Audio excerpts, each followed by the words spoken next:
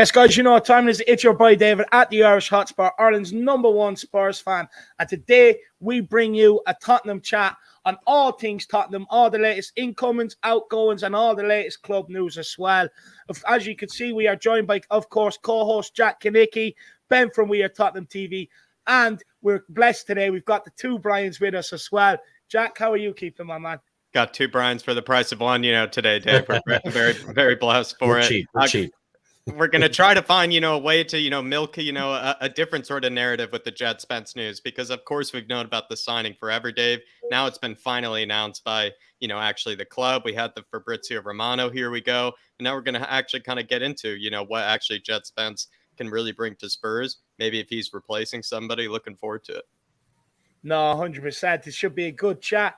The two Brians, how are you keeping, boys?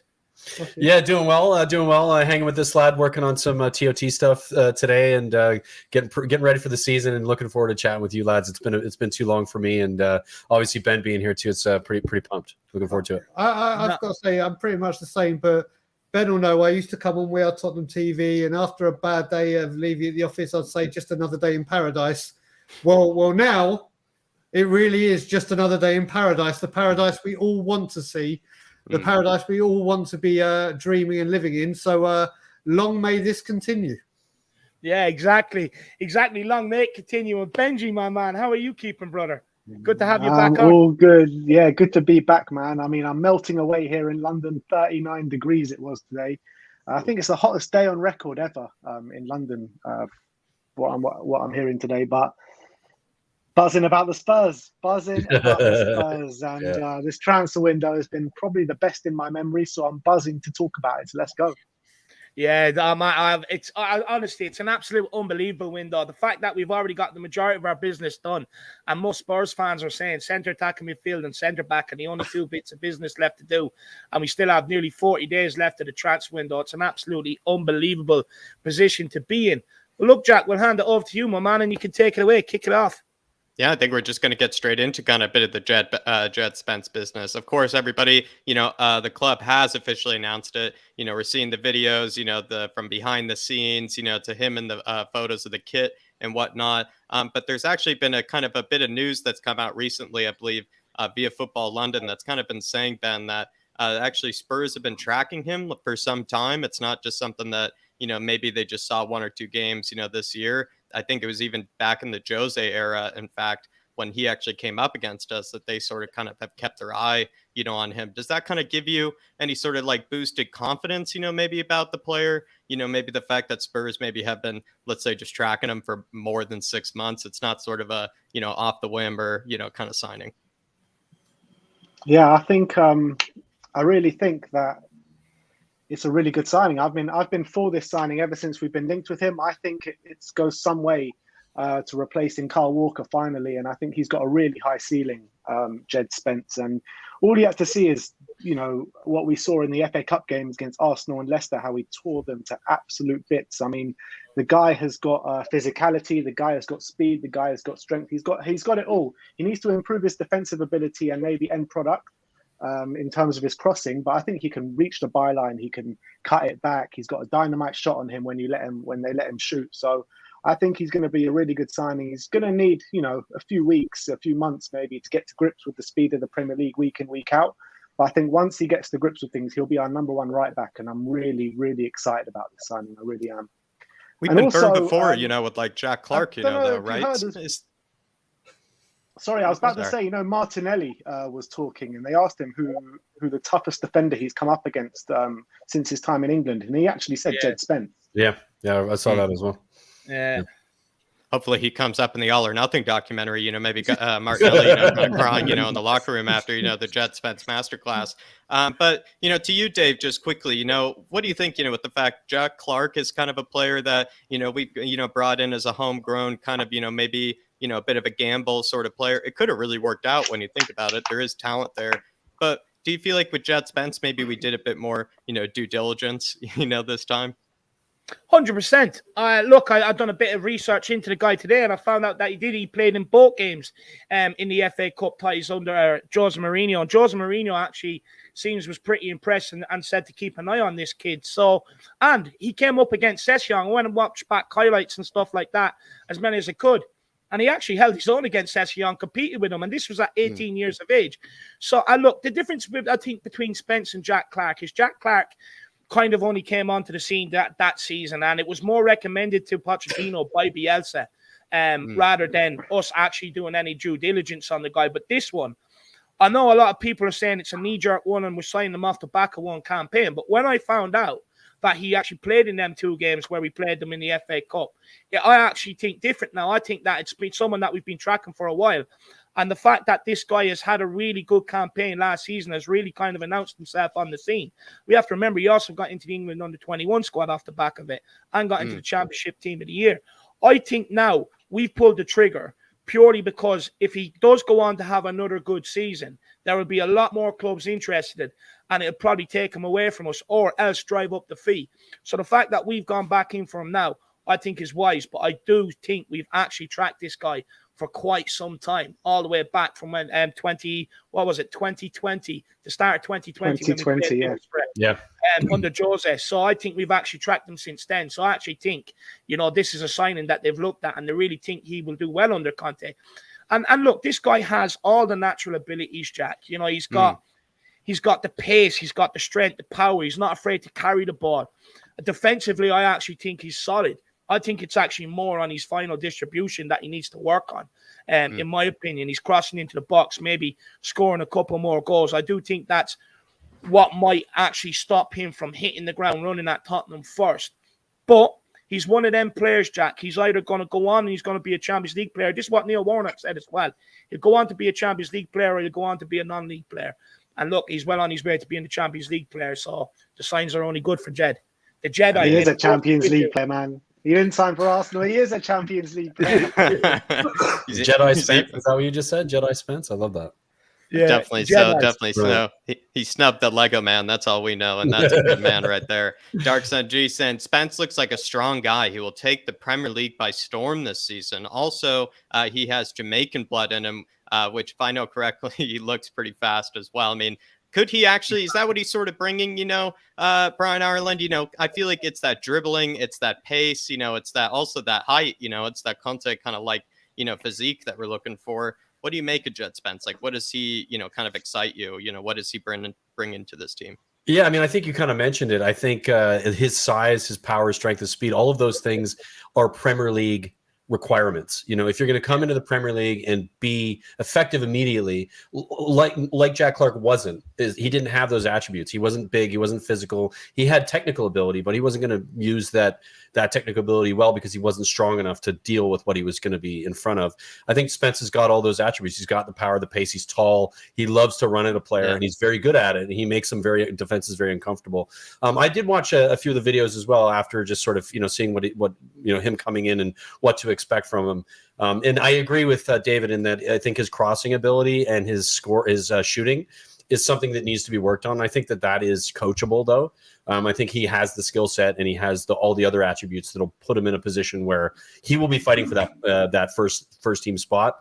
Fortunately, he's got competition, and that'll make him strive to be better. And and that's what we need. We have competition in the team, and he's coming in with some people around him that are gonna even Perisic. I know he plays on the other side, but he's also going to offer from a mentality perspective something that he's going to need to survive in this league. And I think every other attribute is there. So I think he'll be solid for us. Eventually, it'll take him a few weeks, I think, before he starts to get even sort of acclimated properly to a starting a game. But he's got everything else. I think quickly. I think mentally, I actually think he'll be fine. This guy was the last one picked off the team that he was playing in around Croydon into like proper football academies. He was playing with Wan-Bissaka, Emil Smith-Rowe, and there was a couple of others. He was the last one all the way throughout all of his age groups to kind of the last one to get that contract, that renewal. He was in the Fulham underage team with Ryan Sessegnon. He's only a year younger. Yeah, they're buddies apparently. Then he got into the Middlesbrough team. It was working, and then all of a sudden Neil Warnock comes in. It stops working.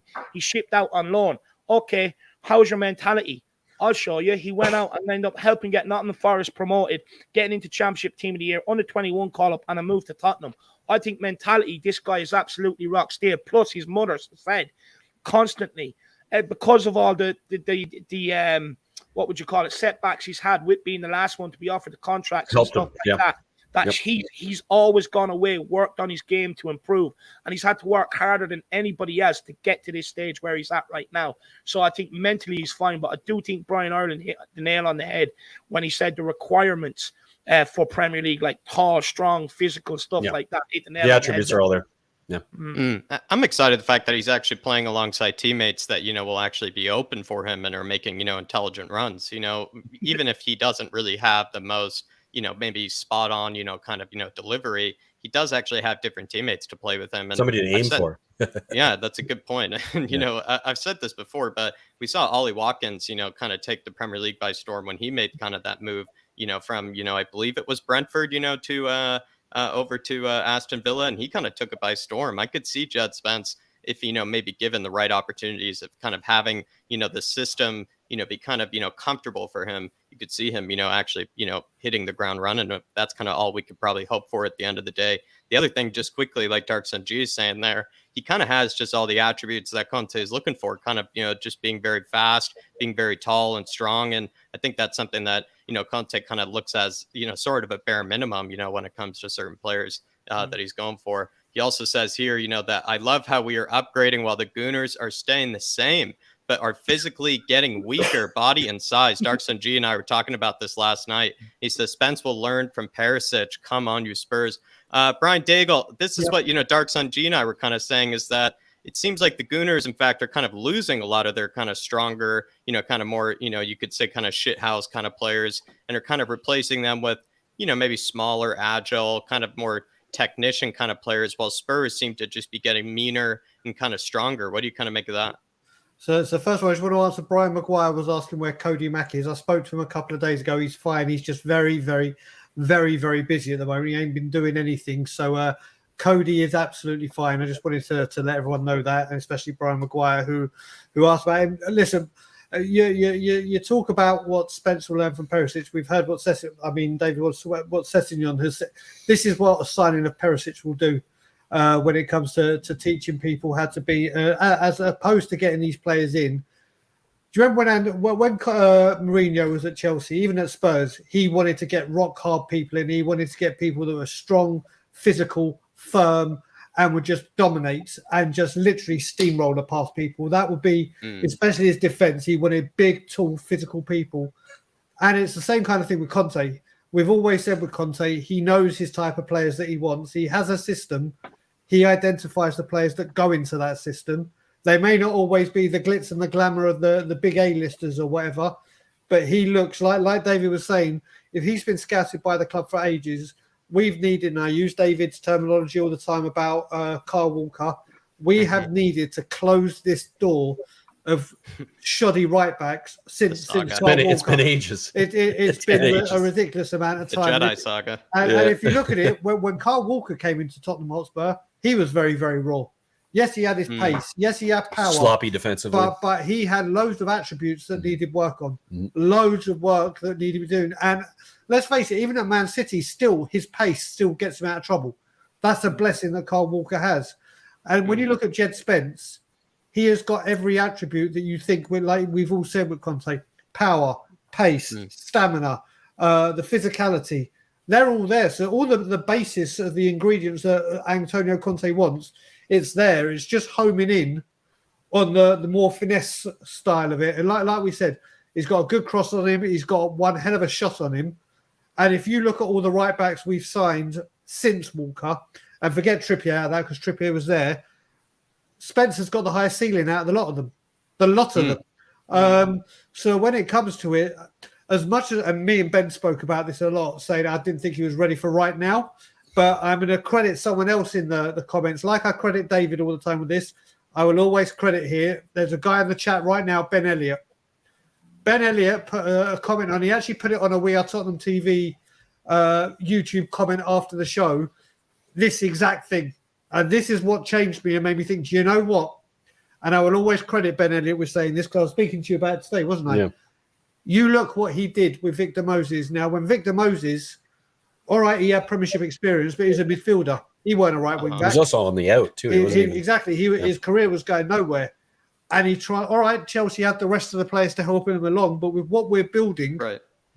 Spence coming in, if there's one manager you could say that can make them reach their ceiling, it'll be the man we've got. So I've gone from being excited about signing him and thinking in a couple of years, wow, what have we got? To thinking, my God, this could be an absolute stroke of genius. The man that's performed miracles with wingbacks before, definitely. Yeah. And, Ben, just quickly, with what Dark Sun G is saying here, it seems like Spurs are kind of building, kind of a stronger, kind of meaner looking team. And then also I noticed that Spurs seem to be kind of buying the best players, of kind of, various teams around the Premier League. Well, it looks like the Gooners seem to be buying kind of the rejects, you could say, of certain teams in the Premier League. Love it. Absolutely. I mean, look, I think it's harsh to call Gabriel Jesus a reject. I think it's harsh to call Zinchenko a reject as well. It's fun, though. They're both really good players. I think both of them are. But when you're looking at the trajectory of the both clubs and how they're both doing in the windows, I think it's clear as day which team is on the better trajectory at the moment. And I think the way Arsenal are going about their business, they are falling behind us quite rapidly. And I actually think that when you're looking at Man United as well, with Eric Ten Hag coming in, I think you've got players there with like Rashford, Sancho, Martial even, that can really come good under a manager like Ten Hag. So I think they got to be wary of Man United as well. And my prediction for Arsenal this year is actually to finish around sixth place marks, us to finish around third. So I think Arsenal got a lot of work to do. And if they want to catch us up this summer, they need to sign at least 4 top quality players, in my opinion. Sorry, go on. No, I was just going to say, something cheesy. 6th place is quite comfortable for them. So maybe that might be a bit familiar. I think that's generous, personally. I think it's going to be worse than that. But I just want to add as well, they're getting carried away over there. They're now becoming religious FC with the way they're talking. They're saying about like signing Jesus and Muhammad and all this sort of stuff. It's absolutely ridiculous what they're going on. Honestly, next they'll be walking out with the rosary beads around their neck. They're absolutely a ridiculous club. Honestly, it's a joke. The fucking stadium will be turned into a temple next. They're a ridiculous fan base. I just want to say to everybody out there, there's 245 people tuned in already. Make sure you smash that like button, help push this out on the YouTube algorithm. Very important. So I'd like 200 likes. As well, guys, feel free to get your super chats in and help support the channel on absolutely everything that we are trying to achieve with this channel. Basically, guys, I highlight your comment in the chat. Sometimes it can get fast and furious in there. So when it highlights it, we'll get straight to it, bring it up, and the whole panel will have a good discussion on your thoughts, guys. So feel free. Don't feel like you have to. We will keep bringing everybody's comments up as best as we can anyway. We got KPV's got that fan show membership. Kyle will be seeing you on Friday, my man. It's me. It's KPV. Big up. And it's live. Perisic's long lost cousin KPV. We'll have him on Friday. Good to see you, my man. Thanks for grabbing the membership. Also, Mark Miller in the house. I'm looking for a comment, and he's also put, it's also ridiculous that Arsenal fans are comparing the signing of Jesus to Richarlison and not comparing him to our starters of Kane. Yeah, it's maybe kind of a unfair comparison because Jesus, I guess, just sort of walks right into the team, whereas Richarlison, actually is going to be challenging the likes of Kane, Sonny, and, is going to probably find also Kulusevski as well. And maybe, who knows, maybe another, forward could be brought in. He'll have even further competition. But, that's kind of the thing. Richarlison sort of has picked maybe the tougher challenge, you could say, Dave. Yeah, look, Richarlison has picked the tougher challenge, but it just shows where Arsenal are at, that they're comparing him to our second-rate striker, Richarlison. It shows the levels that we're currently at, but they know not to compare him to Harry Kane because they'll get absolutely embarrassed. So they know exactly what they're doing. It's smart by them. Honestly, with Jesus, I expect everybody behind the goals that he's shooting into to stand there and fucking take the body of Christ or whatever it's called, that bread thing, and start eating it. They're an absolute joke. I can't wait to absolutely nail into them this season. Love that, Mark, and good to see you in the chat, my man.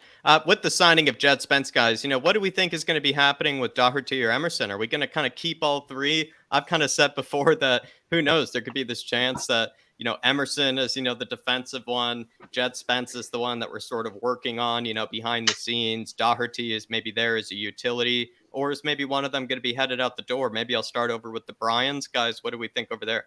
Okay, so for me, what I've been looking at as well is it could be, if it looks like Reguilon is out the door, doesn't it? It looks like that's going to happen sometime soon. We've seen Matt Doherty play a left back occasionally. It could be that he goes over and be the backup for Sessignon and for Perisic, and then you've got Emerson and Djed Spence on the right wing back. I just can't see. People have been saying as well, and I'm agreeing with them. With Emerson, he seems to be on a lot of the Spurs media stuff. He seems to be forefront in a lot of it, and I don't see you doing that with someone you're trying to ship out. I just don't see. I just can't see that being it. And I said, Jack, when we were on your show last week, that Emerson, everyone's getting their first pre-season under Conte, but all the others have had a Mourinho or a Pochettino, so they've had a pre-season with a elite manager. Emerson hasn't. Not saying that he is going to turn out to be like, oh my God, we're raving about him. He's going to be the right backer or right wing back. But I think like we're looking at what Lucas Moura's doing, he's got 6 weeks to work non-stop with this dude. And so, you didn't even get a preseason with the statue manager. This is what I expect from you. This is what you're doing at right wing back.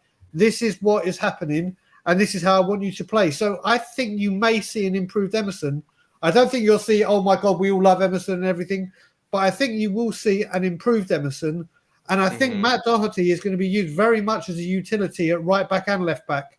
So I see all of them staying, apart from Reguilon. Yeah, I would agree with that. I think we'll see 5. It is the most important position. He wants to rotate that position quite a bit because of the amount of expectations on those players in those positions to do the amount of running. He's probably going to do what we saw Poch do, and that he'll sub them or he'll rotate them from game to game. And he'll have one of them that if one of them gets injured, which they likely will because the amount of work they're going to be putting in that position, that'll have depth in it. So to have 5 players play in 2 positions that rotate makes a ton of sense for the system that we're playing. So I wouldn't be surprised by it at all. I think, and also, to add, there's been comments and I've been talking about this quite a bit on our channel and on others. The 5 subs is a massive part of it as well. If you have 5 subs and you're going to have to sub your wing backs as much as you're probably going to have to and rotate them, having 5, even 6 isn't the worst possible thing in the world. So I think we'll see 5. I think, like you said, Reguilon will probably be out the door. That looks like it's a go. Yeah. But having 5 and having good depth in both positions, and one of them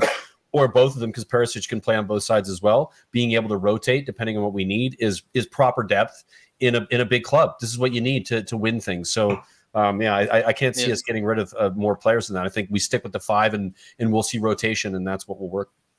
2 answers there for keeping all of them. Ben, I just want to, quickly run a theory by you as well. Emerson, I think, is the one that makes most sense to get rid of. You actually could get some good cash, maybe out of that sort of deal. There are some clubs that are interested in him. But the problem is I feel like he's in every single, training video scene that I've ever seen. It seems like he's in 80% of the shots. It's almost like, he's in more of the scenes than Sonny was, for the preseason tour in Korea. Do you feel like Spurs are kind of steadfast on keeping him at least one more season, and they are going to continue with, the rest of the wingbacks that we have?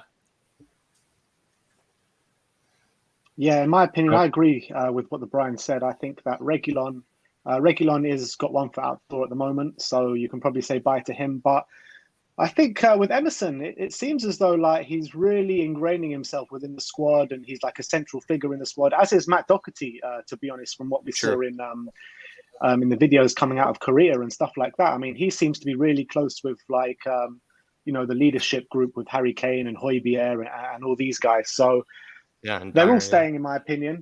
They're all staying, in my opinion. And I think the way it's going to go is you've got Perisic and Sessignon on the left. You've got Emerson and Spence on the right. And Emerson, you've got to remember, for all the shit that we've given Emerson over the season, he has been imperative in these big games that we've won against Man City when we went to Anfield and drew. He's been imperative in these games.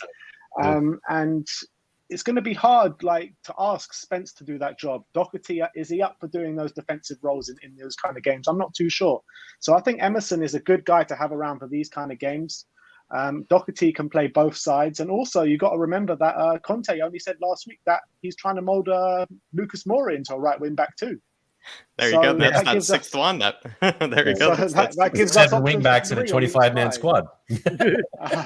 Also, what you got to remember is that there's 5 subs in each game in the Premier League next season, so it gives us a lot of option to chop and change within game. And how amazing would it be to start off with 2 wing backs and then bring on a Djed Spence, bring on a Ryan Sessegnon with 20 minutes to go, use those fresh legs on the wings.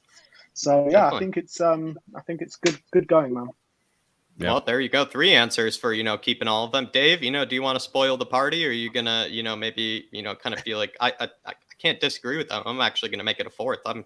I kind of see us, keeping all of them, with kind of that extra theory that they've been on, kind of camera all the time for Spurs. And it'd be a bit weird that, all of a sudden they got rid of, Doherty after everybody gave him, his goatee rating.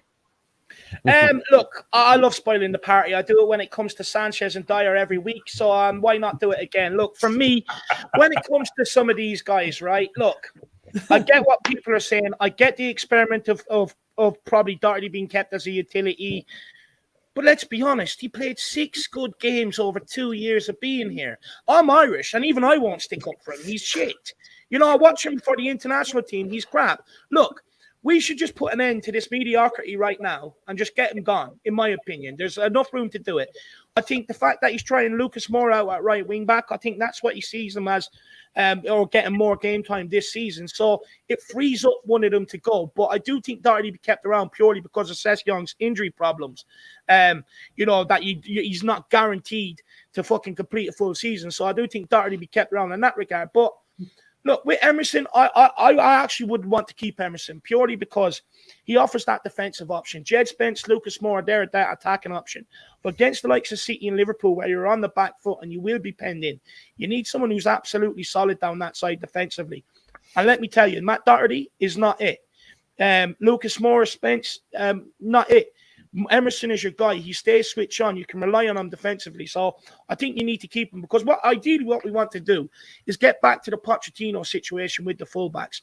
1 defensive, 1 attacking, and rotate them to suit your needs. And hopefully that's the way we're going. But for me, look, I would actually keep Emerson, but I would be looking to cash in on Doherty quick as. Because I know he's Guys, not... I need to go bring a fan. I'll be back in a sec. Yeah, no. Dave, completely understand. We completely Dave, you feel like, Doherty, though, there's no sell-on value there. So what's really the point of getting rid of him if maybe there is a job for him? Because it's not like you're going to get any cash or not really any wages that, you're really worried about. So I feel like if you're selling him, that means you really don't want him around. Yeah, look, he's not a bad person. He's not a bad egg, Jack. But I just want to put an end to the mediocrity I've had to suffer over the last 2-3 seasons. It's been too painful. It's up my doctor's bills quite considerably, and it's not on, and it hurts, Jack. And I don't want to go back to that. And I just want to put an end to these guys that have hurt me over the last few years. And Doherty's been one of them. Let's be real. He had 6 good games before he went out injured. That's it. I just want to. Do you think he'll only hurt you at left wing back though? I feel like he won't hurt you if he's playing right wing. Can I counter this a bit, David, if you don't mind? I just want to quickly add to something about. I don't think that he's played in a system that suits his actual quality, what he's good at until those last 6 games you talked about where he played well. I don't think he's played in a system with a team that actually was good enough to do the things that made him shine. And that's what we saw. He got into the box. His scoring, his assisting. I think he had 2 goals and 4 assists in that period of time.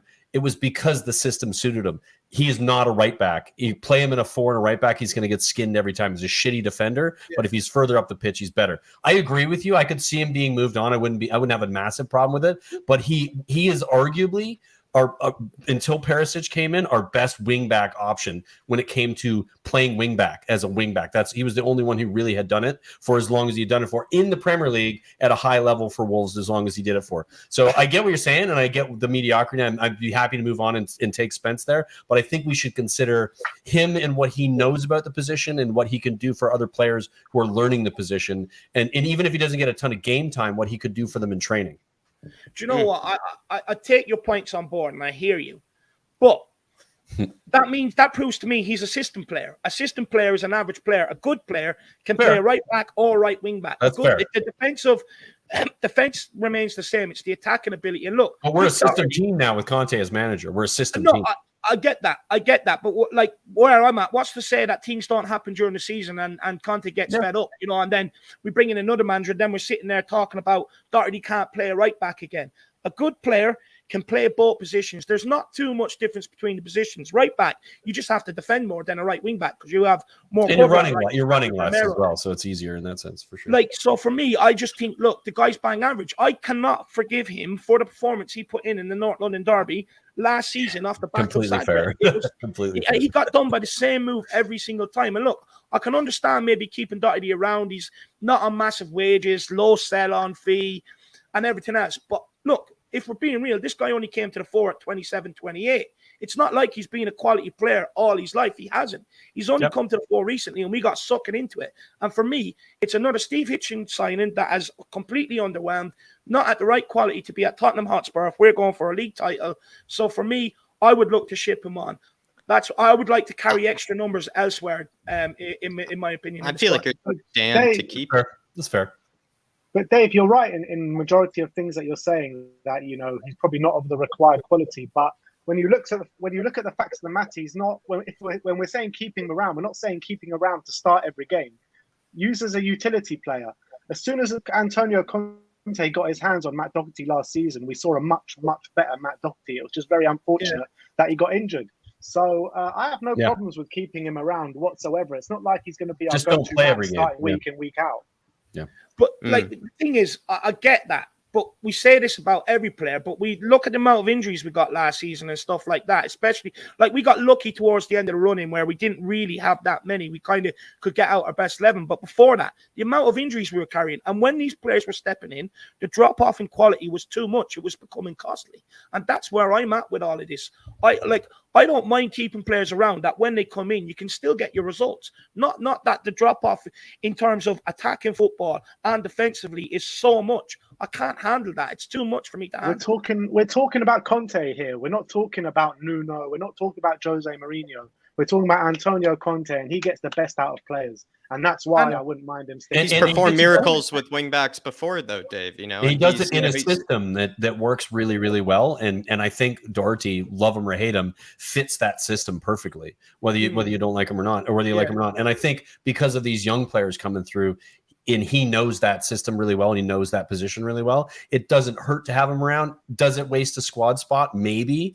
Having 5 wingbacks is a lot, but I do think, as I said earlier, that the amount of wingbacks and having a lot of cover in that position, we cannot afford to lose that. That's the least. When it comes to positions on the pitch, maybe other than midfield, where we could afford to lose anything. The wingbacks have to stay at a certain level for his system to work the way it needs to work. We have that in the midfield, and with the current squad, we have that in the wingbacks position as well. So I can see why he would do it. I agree with you though, David, that I think it is a little, it's a bit sketchy, and I would like to see maybe a better player come in and do it. But for the cost and for being able to spend money elsewhere, then maybe it works. Yeah, let's get it real. Let's get it real as well. Yeah, Antonio Conte must think he's an all right player to have around the squad, because he didn't think Reguilon was, didn't think Ndombele was, didn't think Lo Celso was, and didn't think Winks was, and didn't take him on the tour. So he took Matt Doherty on the tour. So there's got to be something in that. But what I will say is, with Matt Doherty, this left wing back experiment has to stop. He had one good game against Newcastle. Yeah, I agree with that. In 3 seasons, all he kept on doing, right? All the space against Sevilla was down that side. And the ball went out to Matt Doherty umpteen of times. And what was his first instinct? Pass it backwards, because he's not comfortable out there. Yeah. He cannot adapt on his left foot.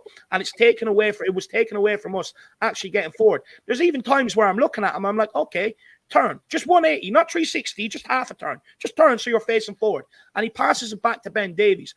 And stuff like that in an Antonio Conte system, going into the season in crunch times, will not wash with the guy. He wants someone that will get on that ball and beat the man. That's why he's got Perisic in here. That's why he's brought in Djed Spence over the right-hand side. Because we're not looking at players who take the safe option, pass it back inside to the centre-backs. We're looking at players that actually have a bit of bollocks and say, okay, I'll get the fans out to see and I'll beat this guy. The space is in behind him. Beat him, put the ball in the box.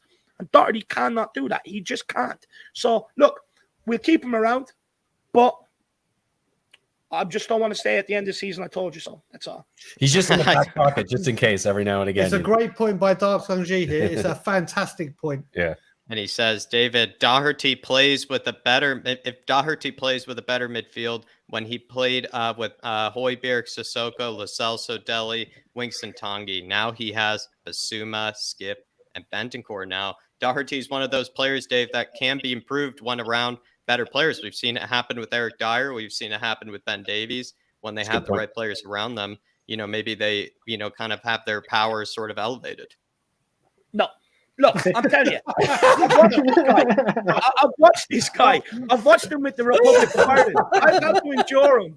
I've had to endure him more than anybody. And when I see this guy, it doesn't matter what midfielder. Who's this midfielder for Republic of Ireland, Dave? Oh, we've got the one and only Not Jeff Ender. Don't say it. But look, world class. Are they world class? Midfield won't really make too much to his position, really. Look, I can see what Dark Sun G is saying, right? I can see it. He might get the ball in, a bit ahead of him rather than behind him or whatever, because we have better passers on the ball in the middle or whatever else. But when it comes down to raw ability, even with Republic of Ireland, I've counted on one hand, this guy has had 8 good games. Like, people tell me this guy had a great game against Cristiano and marked him out of the game. Yeah, well, Ronaldo went and scored 2 goals in the last couple of minutes. He switched off. And that's the problem with these sort of guys. Look, for me, I just don't think Doherty's crossing ability is anything to be wanking off about. I don't think his ability to beat people is anything to get excited about. For me, I just think he's a real average right wing back, and Wolves done us a kipper. If you ask me, Dark Sun G, I feel like, David is kind of forced to keep, Doherty. I don't think there's any sell on value. There's no one, desperate to sign Doherty at this stage. So unless, you want to sell him, you're kind of sort of damned to keep him. And I kind of agree with that point made, with someone else who said maybe, with all the kind of injury prone wingbacks that we do have in the squad, you probably do keep Doherty around in kind of the emergency sort of scenario. They're going to play a lot, Jack. They're all going to play a lot. So that's my thought on it. Not the worst backup to have. I would argue slightly, just to end off on this. I would argue, right? I'm sorry, I know I'm going on, but I would argue slightly. If he was that good and Conte had plans for him, then why are we going to spend money on Djed Spence? Why is he trying Lucas Moura at right wing back more than what he tried Doherty there pre-season in Korea? Why is he putting Doherty over the left wing back if he really likes the guy, if he thinks he's brilliant? The base fee is actually the same that we brought Doherty in for. No one is saying Doherty is brilliant, though. Nobody's saying that. No. I just want to say it's so refreshing. Useful. It's so refreshing to be on these shows and there's a debate going on and I've got nothing to do with it. It's rare. It's so Watch the nice chaos to happen in front of you. and be like, yeah, okay, you argue. I'll sit here and happiness. Chime in if you want, Brian. I've got nothing Watching to say. from a there safe you go. distance. He's watching from a safe distance, so he is. Big up, Dark Sunji. And, I completely agree with you, my man. And I think with better players around him, you might get a better player. Big up, brother. Leo Coy is saying, big up, my homies. What a wonderful panel. Ben, congrats on the wedding. Much love from Denver, Colorado, and Colorado Spurs. Big up, Leo. Absolute legend. And good to see you in the chat today. Dave, anything to say to Leo? He probably, was thinking, oh, what a wonderful panel. What a wonderful conversation, until maybe he's heard, some of the, the words about Doherty. But, Leo in the house, good to see you, my man. Still a good chat. We're all I think good. Dave is just angry that Ireland never qualified. So that's isn't it, Dave? He's seen Armenia and Azerbaijan. Exactly. I think that's where it's coming from. Yeah. First of all, big up Leo and all the Denver, Colorado Spurs supporters, boys. Big yourselves up. Hopefully you're having a good time out there. And look, I do apologize to people about maybe my negativity on certain players, but over the years, I've been proven right, and that's why I'm negative on them. I support real winners like Kane, Son, Lloris, and people like that. I support people that do it week in, week out, not depending on the weather. So hopefully people understand where I'm coming from. Good to see you, Leo, and appreciate the support and the donation. Big up, my Leo, man. legend. Loves Music says, I've just got 2 tickets for Rangers. Loves Music. We're going to need to get that, scout report, honestly, on some of the players, Hill Messi watch, maybe if you're a Hill Messi fan, you get to see him, and probably, the few remaining games he has left under Spurs shirt. You get to see, the likes of, Emerson, who's probably, I think, replaced, Kane actually for the hair watch. So Loves Music, tell us how it is, my man. That sounds really good as well. Honestly, Be probably careful. going to be an intense game like the Sevilla one. Might be kind Yeah. of an Oh, intense it affair as will well. be very intense. It's going to be it's a Very derby, careful. right? England Scotland derby, so it's Yeah. going to be intense for sure. Be very There you careful. go. Bring a baseball bat and some knuckle dusters with you, my man. You might need them. Worth your money, Stay Loves safe. Stay Music. safe. Worth your money, Loves Music. That's what I could say. Dark Sun G lastly says Doherty as a left wing back did help Royale score his first Premier League goal. And honestly, I think he made Great that- assist. when was that one where he made that late run as well? From the left-hand side, Kane played, that deep ball in, kind of that made that one skip, through the 18-yard box, and Doherty kind of, finished it in with a header, if I'm not mistaken. Yeah. Like Sonny sort of missed it. So he scored from the left wing back position as much as he's useless, when kind of receiving the ball, as a left wing back. Maybe he can score, from out there. There you are, Dark Sentry. Big up, my man. We also have Ben Kaufman. He's saying, big up, my friends on the panel. Benny? Big up indeed. Dave, I think you deserve, a bit of courtesy to Ben Kaufman here. Can you smell what the Ben is brewing? Big up. Love it. Switch it up. Absolutely love it. Brilliant. Last, William Kelly said, I put $1,000 on Spurs to win the title, and Conte I trust. Oh, fuck, what have I done? At least you didn't put it on Moon Boots, maybe getting, 5 goals or something, because I think Moondog, has probably already done something a bit similar. William Kelly, maybe yours might be a bit less risky than Moondog's. But Dave, William Kelly, he's gone from, didn't feel like he wanted to watch Spurs anymore under Nuno, and now he's putting $1,000 bets, on Spurs winning the title all within a year. Shows how far we've come in that year, my man. It's absolutely brilliant to see the excitement on Spurs fans. Because look, let's be honest. At the time with Nuno, it was getting so bad, people were just falling away in their droves, and it's great to see people back on board now and behind the project, and it's super exciting heading into the new season. For too long, I've been seeing Spurs fans walk around with fucking no smiles on their faces, upset, pissed off. Well, this is our season. Fucking enjoy it. Big up, William. I love the way you back our team with the title. Get in there, buddy. Get in there. Big up, William. Legend. Good man. Good man. He's my we're sort gonna of move- man, William. Tell me how Luke is as well. Hopefully he's got the flat cap, and especially it's actually cold over there in Australia as well, so he can wear the flat cap, Winter. to keep him warm. So big up, William. We're going to move on to kind of the question of the evening, everybody, which I think could be the saga that Spurs fans have been waiting to end, and it is with the signing of Djed Spence.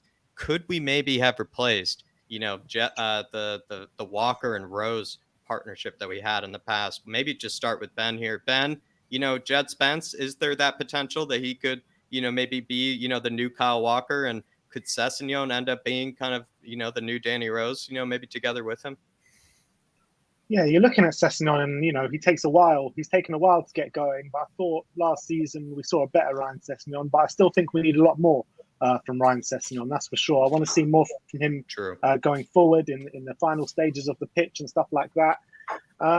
With Djed Spence, what's different from Ryan Sessegnon to Djed Spence is I think Djed Spence plays without fear, and he plays with like that kind of attitude and that mentality where he doesn't really give a shit. Sessegnon seems to play a bit with fear, which I don't really like about him. But I think with the quotes that you're seeing coming out from Sessegnon saying he's going to learn a lot from Perisic and Perisic can teach him a lot, maybe we will. Maybe we will. If Sessegnon lives up to his potential, and so does Djed Spence, then this is the second coming of Walker and Rose. So I genuinely believe it. Do you feel like Sessegnon? I need to get a restraining order out on Bob. It's a new one actually. I kind of like that site that Bob is talking about, something that be probably subscribe to be fair. So Bob, feel free to put in the link. But Ben, just to follow up with you, you kind of said you have a bit of I don't know if it was a grievance with Sessegnon, but you feel like he has some things to improve on. Do you feel like he can improve on those things? Because I feel like the one that I'm thinking of is his ability to actually take it past his man, and to be able to actually kind of make things happen with his own 2 feet. You got to remember he's still a very young player, Ryan Sessegnon. So Sure. I think with Antonio Conte at helm, with someone to learn off like an Ivan Perisic, which is going to be completely invaluable, he's got to take things on board and really learn how to play that role completely, because he needs to take on his man. He needs to get good deliveries in the box. He needs to arrive late at the back post as well when the other wing back is attacking. So I think his defensive game, I'm quite happy with the way that's progressing, but I'd just like to see more from him going forward. And I think that definitely can be coached in his game. And there's no one better to coach him to than Antonio Conte, and no one better to learn off than Ivan Perisic. Yeah, and to be fair, compared to Doherty, and I don't want to get David going here, but Sessegnon does have time on his hand, as well as Djed Spence, like you kind of expertly said there. When it comes to center backs, though, and we do want to get to this conversation hopefully later, but Tyler is maybe getting us started, kind of maybe doing a bit of an Easter egg, for later, saying, can't believe we didn't get Bremer. What now for center backs? It is official that Bremer has gone over to Juventus, actually kind of a hijack deal, actually, over in the Serie A. When it comes to center backs, I'll be honest, Jules Koundé is someone that I do really like, but I don't think that he solves that aerial problem that we have. If you ask me, not too many center backs I could really, speak to with confidence, that really, know how to win their aerial battles in our team. Romero is probably his kind of one weakness. I think Eric Dyer is kind of very overrated when it comes to his, aerial ability. Ben Davies maybe might be the best one that we actually have in the air. He's the only one that's really scored, I think, from a header last season. So as much as I want a Jules Koundé, Tyler, I feel like we need to go after a center back that actually wins an aerial battle, if you ask me. That's my kind of answer to you, Tyler. Yeah, look, Tyler, what we'll do is we'll keep that to the side, my man, and we'll get onto it in another few minutes, buddy. All right, big up, Tyler. Really appreciate it. Channel member as well. What an absolute legend. But we were just speaking about, kind of the Rose and Walker saga, the two Bryans. Are we going to actually, fix it? Is the Walker saga going to end, with Djed Spence? And then with Danny Rose, being kind of replaced with Sessegnon, or are we kind of dreaming too much here?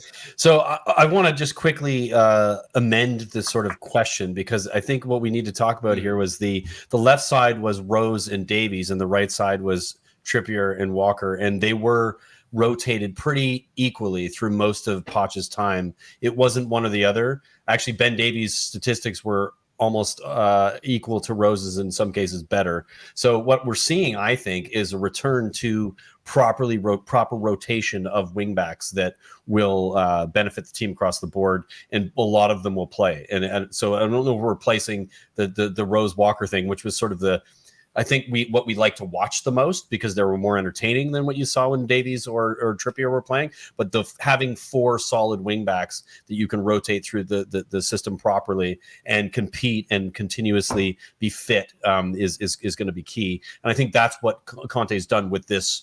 Currently 5-6 with Reguilón not being sent off yet, but a system that suits it, that we have enough players that can all play in that position and can rotate, and we can have a proper squad. So that would be my position on. Are we close to? I think we are. I think we're, from individually, no, but system wise, yes. That would be my thought.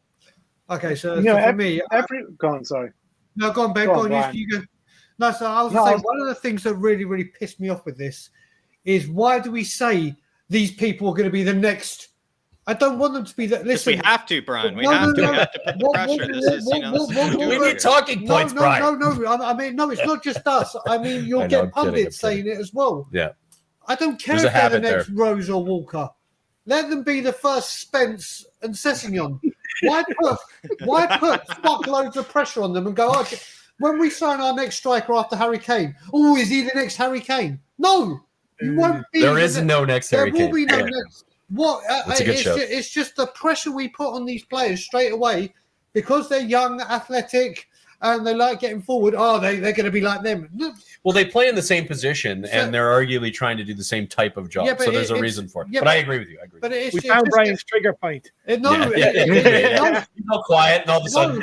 I must admit, when you started, I thought you were about to say exactly what. No. I was framing the situation for you. Say it. But I was just like, no, it's like right now, we don't say, Romero's the next Vertonghen or Alderweireld. Why put that pressure on them? It's let them be their own goddamn players. Listen, they can be. That's because Romero's going to be better. Mate, don't. Not. Did I say Vertonghen? I'll take it. If there's Vertonghen, you're good. You're the wrong side. Don't get me started. So it's like literally these players have come in, and yes, they could be they could do a very, very good job. They could do a very, very good job. Sessegnon, we've got to sort his injuries out. For me, and I'm a fan of his, and I openly say this all the time. But for me, it's make or break for Sessegnon this year. If he has another couple of injuries that keep him out for a couple of months or whatever, it's like right, we must now look for an alternative. It's time. It's time to move on, and it just gets to the point. Just let them settle. Don't give them that. It's high. Like if we all go in and going, oh look, they play the same now. They could be the next Walker and Rose. The amount of pressure that goes onto them is ridiculous. So yes, they could become very, very good players, but you won't see me going, oh yeah, we got the next Walker and Rose, because it just does my head in. Yeah. We got players that play in the system. That's the right system. Dave, with Yves Bissouma, the next Glenn Hoddle for you? Next Moussa Dembele, man. Come on. Moussa after Moussa Dembele, Jack. Dembele hasn't been replaced yet. Now he has, but it's Bissouma. Anybody out there who's been trying to find Brian's trigger point since for the whole summer, now we found it. He's so been just quiet up until now.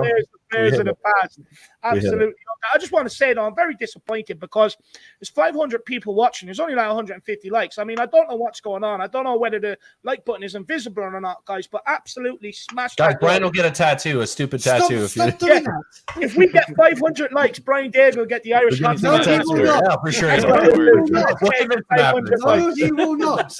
Let's get it to 500 likes. But look, in terms of the new Rose and Walker, for me, I think there's definitely the potential. Two dynamic players, speedy players, powerful players, getting down on the outsides and getting balls back in the box. It'll definitely bring back some fun memories, especially with some of the shit I've had to watch over the last few years. So you've had skepticism. You've had skepticism with kind of Sessegnon, like Ben, was saying, where you feel like, he needs to improve this season. Brian just said he needs to improve this season. So as much as we're going for this tagline here, Dave, maybe a bit more pressure on Sessegnon, to step up this season.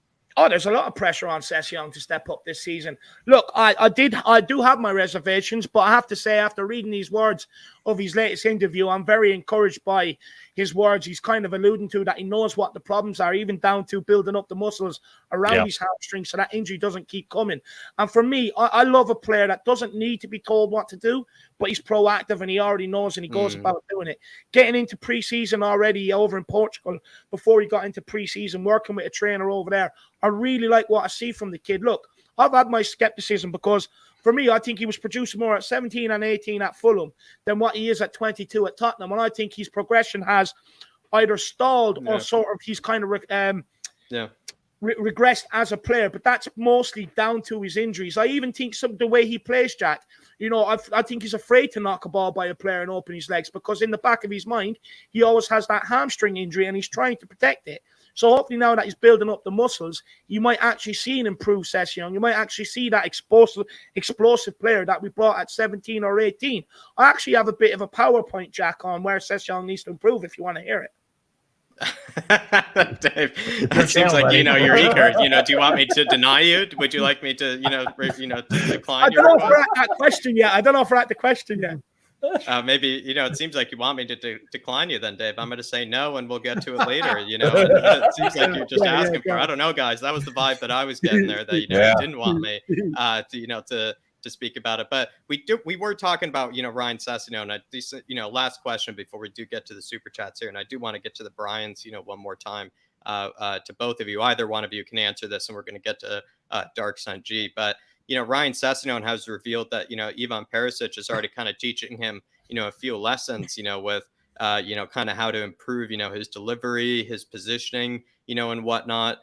Could he, maybe improve, Sessegnon dramatically, this season? Do you feel like, a player could have that much of an impact on a guy, within a few weeks, a few months? For me, and it's what I've said on every single channel that I go on. For me, Perisic is still the marquee signing we have made. Not just because what he's won, not just because what he can do on the pitch, but for this exact reason, what he can do off the pitch. Seeing how he conducts himself, seeing how he trains, seeing how he acts. Not just him, they're all going to pick up on. And Sessegnon is someone we really want to home in and see what he's doing, especially with his injury record.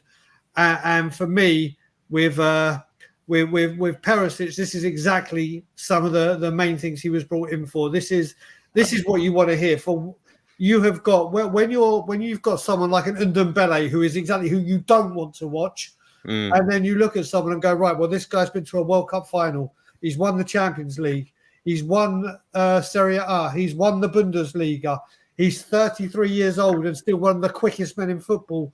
He's the way he conducts himself, his numbers. This is why you bring in players at this age. I said even before I came on YouTube and everything, when we were buying players, I don't know why we weren't signing like a 31-year-old, like serial winners that know how to get the job done with that experience. Say, right, we're 1-0 up, 20 minutes to go. This is what we do. We shut shop. We do that experience is going to be worth its weight in gold. And to hear Sessegnon saying this already is just music to our ears, because I think he is going to have a huge effect. Look what Ryan Giggs did with yoga and Brad Friedel did with yoga and the way they extended their careers. Seeing Perisic come and do stuff like this is incredible, and just exactly what I wanted to hear, and it is brilliant to be hearing it. And no, I will not be. I don't know how that's going to the comments, but I won't be. I don't know why you said it, Daigle. Isn't that what you said? Isn't that what you said a few minutes ago? I don't know. He's got Daigle, you're a man of your word, mate. You're a man. I didn't say it. I didn't say it. You will do it. You will do it. No, I won't do it. Shit. I can't believe he said it, Ben. You know, we didn't even ask for him to say it, but it just gets the likes going, man. You just have to say it, and it gets the likes going. I'm the like button that much. I'm pretty much straight up with agreement with Brian there. I think like everything he said is spot on. You get a player like this who's done what he's done and what he's going to do for these I think all of the players in that position, but all the players across the board. Fantastic signing, and Ryan Sessegnon will learn a shit ton from him in a short period of time. It won't take that long, because double sessions every day. They're learning specifics about a system that Perisic knows really well, and he's going to show these guys, here's what I need you to do, and here's why this is going to work. The manager's telling you, and this is what will happen when we do it, and you can show the sort of the tape. Let's look at the tape and see what happens. So yeah, spot on. And I think he's Perisic. Not my favorite, not my best signing, but he's in my top two of the, him and Basuma are my favorite signings. I think Basuma is going to offer a little bit more because a midfield position, I think, affects the whole team a little bit more, just a touch. But Perisic's off field experience is gonna be incredible for the whole squad. He's probably the most like definition Conte type signing that we brought in, the one that just screams, Antonio Conte's sort of stamp of approval, you might say, on that one, which is exactly what a lot of people kind of wanted. It's just like whatever Conte, puts his stamp of approval on is what we want, and I feel like, Perisic is, kind of the definition of that. Dark Sun G saying, I would be afraid of Rangers if we had boys in our squad, but now we have a full team of men who are strong and physical. Jose, watch out. We are a different Spurs team from when you are here. Watch out. That's going to be a fun game. He's already firing shots at Jose. Dark Sun G is, he's on the front lines here. But to be fair, Dark Sun G, I really like, all the fixtures that we've had, kind of for preseason. I know, Dave and I have been probably caught maybe reading a bit too much into some of these preseason games. But when you're coming up against these, kind of opponents, like, kind of have to read a lot into it. Like, we're not playing Colchester anymore. We're not playing, a Lincoln City or something with, only kind of youth team players out there and, the statue man, Nuno, to watch over them. We're playing, kind of significant kind of occasions, with tons of fans. It's kind of not empty stadiums either. I could say there's kind of a lot that you can take from these games, and Rangers kind of only speaks to, what I'm talking about there. And then the Roma game, I assume as well, will be kind of a good kind of feisty affair. But I don't know, Dave, what do you think? Like, I kind of like, the preseason schedule. It's actually, pretty challenging. Yeah, I'm happy with it. Look, it's a challenging preseason, and hopefully by it being challenging, it'll get to the players to the levels that we need them at to hit the ground running quicker than maybe before, where they can saunter through some of these friendlies. So I like the fact that we're being tested, especially like that Sevilla game. They tested us physically. They got stuck into us, and I really enjoy that. And because years gone by, we would have absolutely cowered, but we didn't. And it's a good test of the team mentally, physically, and hopefully it'll get them into shape a lot quicker than playing the likes of fucking, Mansfield Town or whoever, I love that. Taking shots at Jose as well, Dark Sun G. Exactly what we like to be seeing over here. We're that confident right now. Even Jose probably shaking a little bit, maybe in the boots there. He also says, Inter, you should have sold this Bastoni and got Bremer. Lol. I guess that puts further, kind of cement on, kind of the Bastoni situation, where the fact that they didn't even buy their main center back target, in Bremer yet, just sort of shows that Inter have, kind of been stalling with their financial situation. They kind of have been moving a bit slow in the market, which it seems like Spurs just weren't willing to kind of, deal with Dark Sunji. They didn't want, somebody that was taking their time or, kind of dwelling over the situation. They wanted somebody, to act fast and just let them know whether Bastoni was available. And I guess they kind of dropped the ball when it comes to the Bremer situation, my man. Karma's a bitch. Next time you'll do what Tottenham want you to do. Who knows? Maybe Leipzig will be a bit kinder with Gvardiol. Maybe Leipzig will be a bit nicer to us. Aussie Spurs TV says, there goes my plan of being the next Brian Tagle. There's only one. Thank God. Thank the world. They don't need more of me. Trust me. There's no I used comment. this word already once today, so I'll use it again. There's no kind of doppelganger Easter egg, Brian Daigle out there, for the future. There's no little Brian Daigle roaming around that could be there. Please God. Please God. Please God. The more Brian Daigles in this world, the better. Oh, man. That trip to Australia. God help Daniel Levy. An army in Australia, maybe. He has an army. Big up, my That's going to be their first word, Brian. Levy out. First two words. Exactly. Big up Aussie Spur, though. Hopefully you and all the boys over in Australia are doing well. Stay warm. Just a quick question, because we have been speaking about Sessegnon a bit here, lads. And, it even sort of connects, into the Doherty thing about maybe why you might keep, Sessegnon. He has been speaking about, improving, his kind of hamstring kind of muscle area. He's improving all the muscles in his legs, to, kind of get rid of the chances of him having such frequent injuries. He's even looking, I must say, kind of a bit more kind of buff, or at least, a bit bigger than he normally does. Kind of for you, Dave, I'll go for you, kind of first time. Do you feel like Sessegnon can actually break that, kind of injury spell that he always will have at some stage in the season? Can we get a reliably fit Sessegnon? I hope so, Jack, because there's nothing worse than seeing someone who's a good person and mentally sound, succumb to injuries and their career ruined by injuries, especially from such a young age. And for me, look, it's probably a bit harsh to say, but for me, I think it's make and break for him this season, Jack, in terms of, because I do think his injuries hold him back in more ways than one. Even when he's fit, I still think he carries it in his mind. And that's why he's reluctant to do some things in the game that we know he can do. For instance, like beat players, get crosses into the box. We've seen him do that at Fulham at 17 and 18, so we know he has it in his locker. Why is he not doing it at 22 years of age? He should be well, used to it by now. And that's because of his hamstring injury. Every time he's on the ball, he's worried about it. And I can tell. I can tell that about him. And for me, hopefully we see a fit, reliable Sessegnon, because he's 22 going into 23 now, Jack. He's kind of coming out of that development age, and he'll start to be the sort of player that he's going to be. And for me, I think it's make or break from him. But just to answer your last question as well, and give maybe half of my PowerPoint presentation. Oh, that's right, Dave. Sorry. Next slide, please. Next slide. Apologies, Dave. Apologies. No, I'll only give you half. I won't keep you here too long, guys. But look, where I think Sessegnon actually needs to improve, right, is I actually think defensively Sessegnon is fine. Where's the PowerPoint? Yeah, well, I didn't go into that detail. I didn't put it on PowerPoint. It's here in front of me. Doesn't like to share his thinking visually. This is Dave's thoughts on a page, my man. But look, with defensively, he's solid. You've seen him against the likes of City, Liverpool, and stuff like that. Put Mo Salah in his pocket, still to be found, So for me, defensively, he's absolutely solid. But where he does really need to improve his game, and specifically, is last season at Inter, Perisic scored 10 goals and provided 9 assists in 49 matches. Sessegnon provided 2 assists. And I know the Perisic, he's 33, but that's ideally the standard Conte wants to get Sessegnon to. So Sessegnon needs to up his output, first of all, because it needs to be 10 times better if he wants to close the gap to where Perisic is. And in order to prove them numbers, Jack, you see how it's going in sequence. It's brilliant. He has to learn when to make late runs into the box, onto the far post when the ball is on the other side of the pitch, just like Reguilon used to do.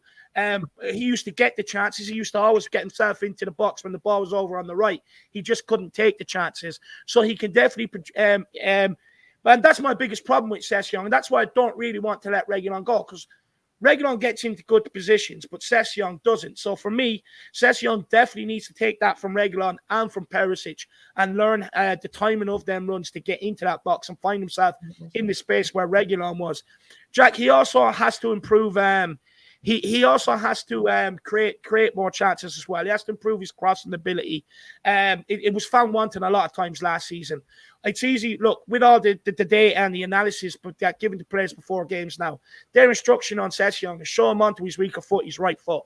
So in order to improve his crossing, he has to learn to use his right foot because everyone knows he's left-footed, so they're going to show him onto his right foot. Well, a good defender will most of the time. And when he was shown onto his right foot at times last season, the crosses were overhit, underhit, hit into the first man.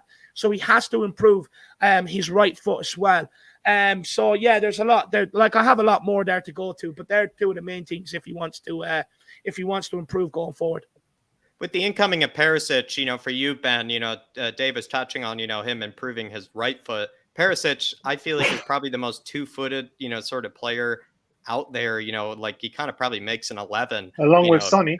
Sonny, yeah, Yeah, I was gonna say that. really good point there, actually, of like, the most two-footed players, in the world. Could he teach, Sessegnon a thing or two about maybe learning that weaker side?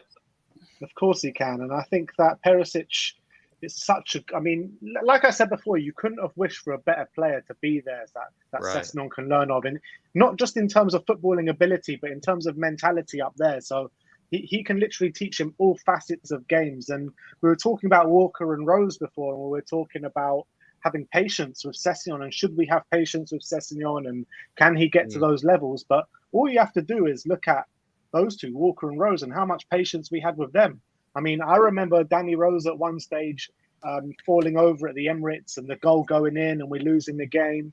I remember Kyle Walker doing so many terrible things on the football pitch before he came to that big level. So you got to understand that these young players, they can go up levels and levels and levels with the right coaching, with the right mentality, and with the right ability. Interesting. And Yeah, Jack, if I could quickly add to that too, I think to take into account, we talked about Perisic's effect on the player's mentality, but I think it's the physical attributes of Perisic that are so impressive. He's 33 years old. He's still, like Brian said a minute ago, one of the fastest players. He's arguably has the fastest 100-meter out of any players in our squad on the pitch. Recorded last season in Serie A. It's going to be the physical attributes he's going to teach him how to train, how to deal with injuries, how to make sure that you don't become a player that can't continue to play week in, week out, that you can play into your late 30s in a bunch of positions because you're physically, you're able to do it across the board. I think that's the value that a type of player like Perisic has that will affect Sessegnon and his ability to be reliable, which is sort of the question here is he going to be reliable? He'll be reliable if he physically understands how to get himself in a condition that will allow him to maintain it for a long period of time. And Perisic is the right player to give him that opportunity. Joe, I'm just add on with Sessegnon. There's two players' names I want to mention when I come to Sessegnon. First of all, Craig Bowler said it. Michael Owen. When your hamstring goes, it's hard to get after. It's one of those in your head. It's because the players that depend on pace. Once their hamstring goes, they get so nervous about it getting pulled again or stretched or whatever. It becomes very, very like Ben said. It's very, very up in the head. It's all mental. But when you look at another player, and Conte says he can address these injuries, you just got to look what he did with Romelu Lukaku. When Romelu Lukaku was struggling with injuries a lot, they analysed him, realised it was nothing to do with his body. It was his diet and his gut. Mm-hmm. And then they transformed him. And look what he did that season. They won the league. That guy was an absolute machine. Who was the manager in that case? It was Antonio Conte. That's what I'm saying. So if Antonio Conte and his medical team, and we all talk about the three medical people that he brought in and why is it so... How much they matter. Exactly. Whether they've all got each have got their own special attribute that they all bring. If they could actually find, not in a billion years, Yuri, I will stop. Big up the Jorical. Every stream this comes up. Every stream. There is not enough money in the world or a super chat that you could give me that I would get that man's tattooed anywhere on my body. Anywhere. Brian, do you want to make the bet? If we win the league 5 years in a row, you'll get his face tattooed on him at least. No, because knowing my luck, I know what will fucking happen. And I'm not getting that, guys. No, just no. No. What about just his name? What about just his name? Listen, I've got a nephew called Levi that I would get tattooed in a heartbeat, but my sister would kill me. But yeah, so Yuri, thanks for that super chat, which ain't even for me, it's for David. But yeah, not a goddamn chance in a billion years, amongst the Sundays. No. Back to Sessignon. I will say quickly, the Oracle, back to the drawing board, my man. We're gonna have to come up with a new idea. Big up, Oracle. Love the donation, my man, and really appreciate it. And I was going to give you a follow up, Brian, maybe to get your, kind of a train of thought back on Sessignon. Can he be reliably fit? Because will he go a whole season? Would you say, let's say, without any major injury? It'd be the first time ever. Do you know what I mean? Can he go without an injury? I don't think he can go a season without an injury. He's just one of those players that might. Let's just say one like that's less. Nothing more than 2 weeks, nothing more than 3 weeks. But do you know what I think is going to be crucial for him? Let's face it. Even if he starts playing well, Ryan Sessignon is not going to the World Cup. He's not going to the World Cup, no matter what happens. It'd have to be an absolute exodus of player injuries. Him not going there that month, like we talk about Ollie Skip being back at Hotspur way, Basuma, and all these players that aren't going to the World Cup. Obviously, they'll still be training. It'll be a lighter training because everyone's there. But I think, Derek, as much as I love everyone, I'm not taking nothing for the team when it comes to that man on my skin.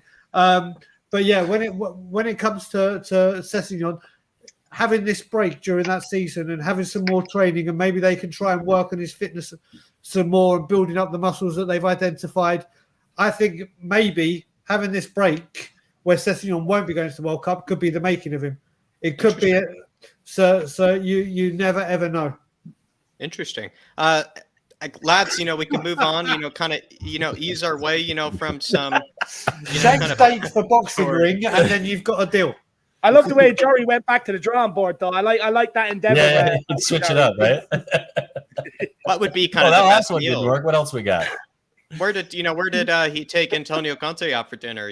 Because that's probably where he made Antonio Conte pay for the bill. So we heard. But Mr. Daigle, would it be Italian sushi? Something. Maybe quicker, like just a curry. I don't even want to. Why do I even want to talk about going on a date with him? I'll go to one of those. We've got one of those things here in Canada called. Are you wearing flats? Or are you wearing heels? The wrecking room or whatever. One of those disaster zones. Yeah, you smash things up to make you feel better. To get all your anger out.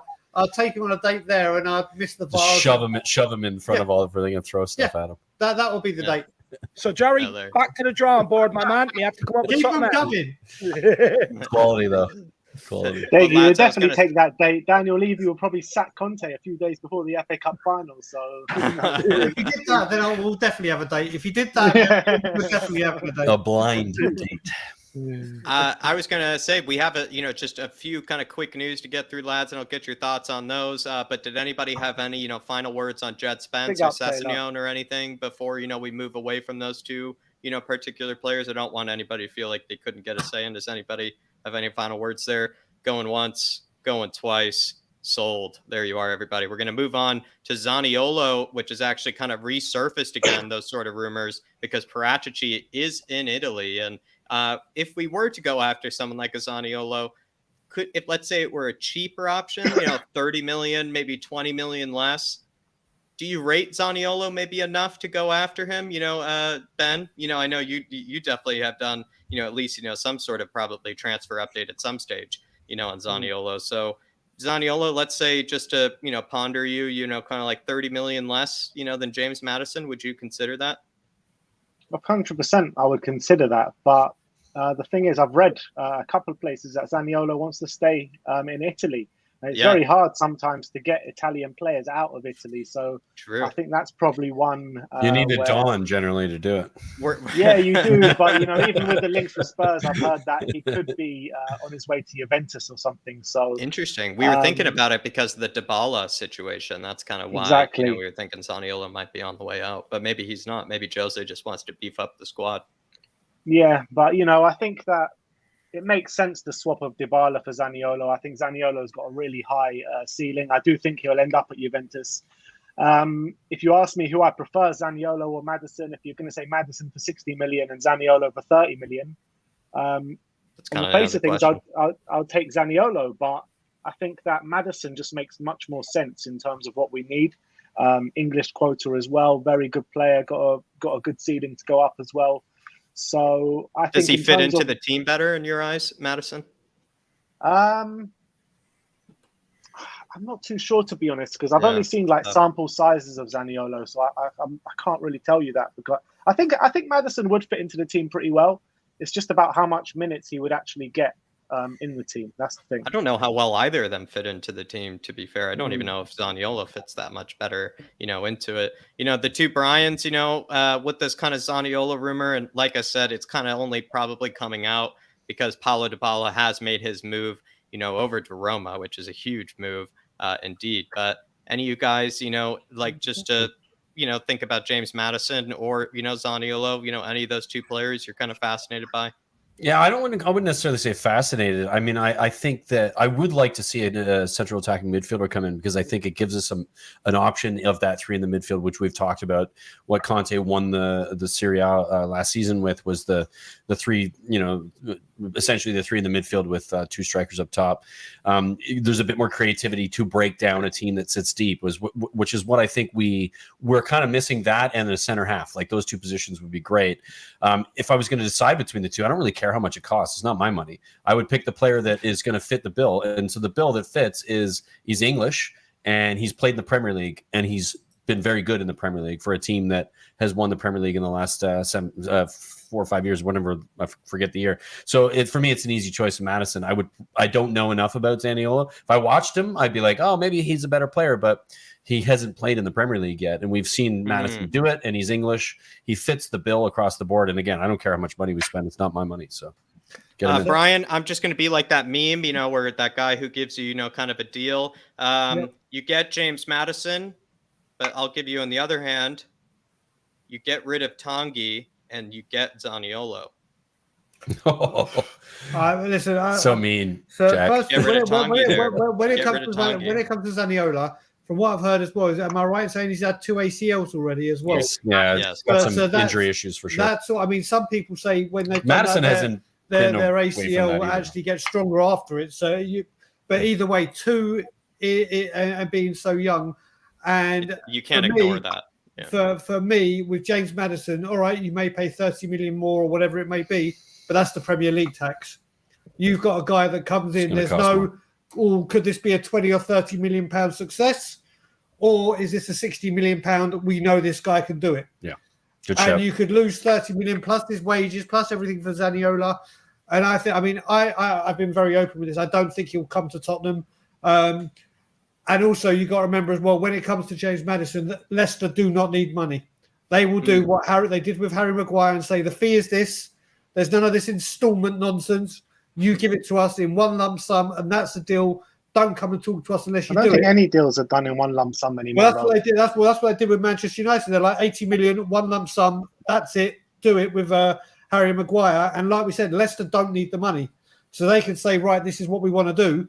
You do it, or so maybe there could be wiggle room on it, but Leicester will not. Leicester will basically do what Daniel Levy does with us. But would they risk losing him for free, Brian? Because his contract is running out. He's got 2 years left in his contract, and apparently his relationship with Brendan Rodgers is a bit fractured. Then these are the things that gets chucked into the mix, and it's whether Leicester think. You got to remember, he's a huge player for Leicester, and when his head is right. They're a million times better with him. He is a great player. Yeah. I would love to see him. So do I We'd think be continuing the trend of buying every team's best player? Would be, but this is the thing. This would be for me. I mean, the other Leicester player that I'd love us to go buy is Harvey Barnes. I love Harvey Barnes. Yeah, me too. But if Maddison came up, like I said, I've spoken to Ben on this. We are talking. I just don't think we'll get it over the line. That's not for the want of trying, but I think. He would be absolutely superb in this team. And like I said, if you give me the option, Zaniolo and we get rid of Tanguy, or Maddison and Tanguy still there, James Maddison every single time. Interesting. I think 60 million gets him. I've been saying 70. So yeah, I think 60 million to steal. 60 million to steal, and I've been trying to offer the Zaniolo. What is he, 27, Jack? Do you know, 27, 28 is Maddison? I think he's 26, 27. He might be around Harry Winks' age. Okay. Ben, just to, are you, that 60 million so enticing, but, like I said, He's let's 25. say, 25. Okay, so Wow. he's still quite young. Younger. That's even better. Like that price. I mean, whew. let's You say gotta you get feel rid it. of Tanguy, you get to bring in Zaniolo in an exchange for probably not too much of money, and then, or you pay 60 million for Maddison. What would you do? Why can't we get rid of Tanguy and bring in James Maddison for 60 million? Not the choice, Ben. That's not the choice. This is the hypothetical, man. Stick to the hypothetical. Jack's Good trying answer. to I say. hate these. Good answer. I hate these hypotheticals. Like when they ask me, "Do you want to finish in the top 4 or do you want to win trying a to cup?" make I you want to do squirm. bloody It's both. slightly torturous, Ben. I'm with you there. It's slightly torturous. Trying to make him squirm here. I He doesn't shouldn't want have to to be put in a decide. corner. He doesn't want to be put in a corner on the question. I think, to be fair, just maybe then to rephrase the question just quickly, Ben, 60 million, if you ask me, is actually a bit of a steal for Maddison. I'm not even his biggest fan, but considering the Premier League tax in mind, it doesn't really seem too extortionate. It's a good price. I do not care how much a player costs. I really do Same. not care anymore how much a player Not my costs. money. If Conte wants him, you bring him in, no matter what the cost is. Because right now, Spurs are not a team that's struggling with money. We've got a lot of money to play with. 150 million got pumped into this club, and we've still on a 60 million net spend or something. We haven't even spent that 150. I mean, barely. Like, we've barely touched it. It's You know what I mean? We've got a lot of money to play with, so Yeah. I'm not worried about the money whatsoever. If Conte wants him, bring him in, whatever the cost. Also, the homegrown factor as well, you have to take into consideration. And, I know we've been, probably looking at, probably Sergej Milinkovic-Savic as maybe the best creative midfielder out there on the market. James Maddison has that homegrown factor. And for me personally, I feel like he's probably the best English, kind of creative midfielder that we could probably, go for in this kind of, summer window. And if he is available and if that is, an option for Spurs, that doesn't always, come, into the palm of your hands or into your lap. And I feel like Spurs should sort of, take that situation or take, this opportunity. I know that we want to go after center backs, and kind of seal that up right away. But if this opportunity is here right now, for the next week or so, I think Spurs should probably take it if you ask me. But when Can it comes Maddison to play Zaniolo, deeper? Can he play deeper in like a middle I two? think he could do it too. I don't think he could do it too, but I don't think I've seen that from him. I mean, but and I don't think physically he's definitely has the attributes to do it. I think I'd rather see him in that sort of 10, that top of a diamond 3 in a 3-5-2 when we need to break down a Burnley who's no longer, thankfully, in the Premier League. Yeah. But teams like that who is just going to unlock because he's got the passing ability and the vision to see things. That's why you bring in a player like that.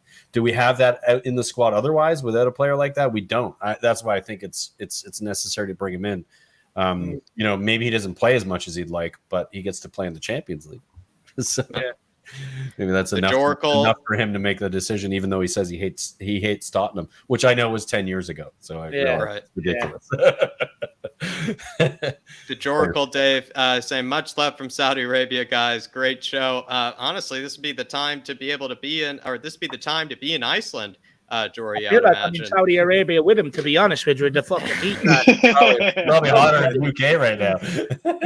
I just think, Iceland, this would be the one time of the year where I'd want to go to Iceland, with the weather, and everything. Every other time of the year, I don't know if I could handle that weather, but I guess, Jory, this is the time to be in Saudi Arabia. Big up. He is racking up the air miles, man. Honestly, I don't think he spends 2 weeks in the same place. He's a traveler.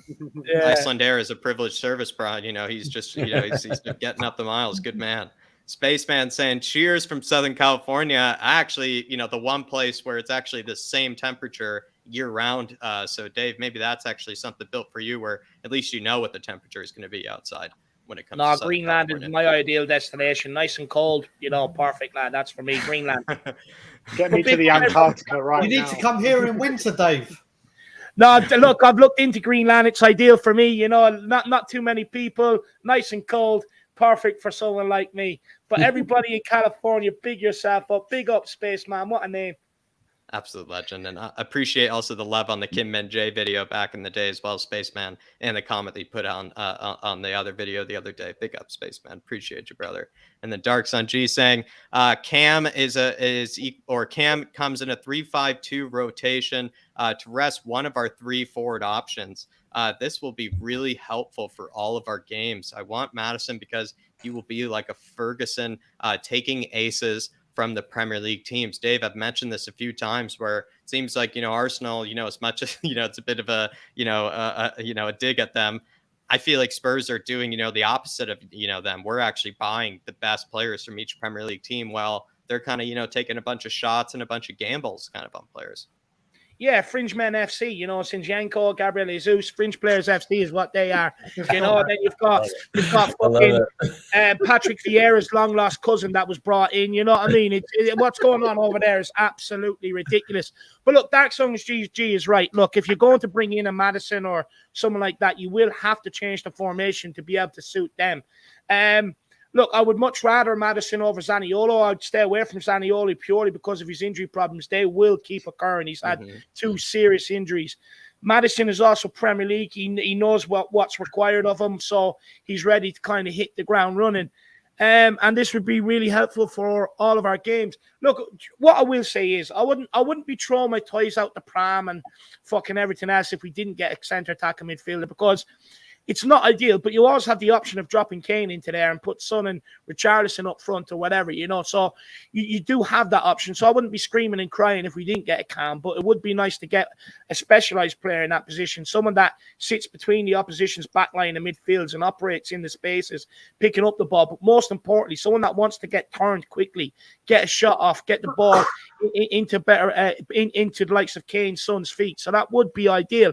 And look, I really like, I've said this a number of times, I really like what we're doing this window. Sir Alex Ferguson always used to do it nearly every transfer window, pick up the best player in the Premier League from teams below him. And this seems to be what Tottenham are doing. And look, at the end of the day, they come in hungry too, be a lesser sort of team, or a weaker kind of team, and they come in hungry as well as Premier League proven, kind of 2 for 1.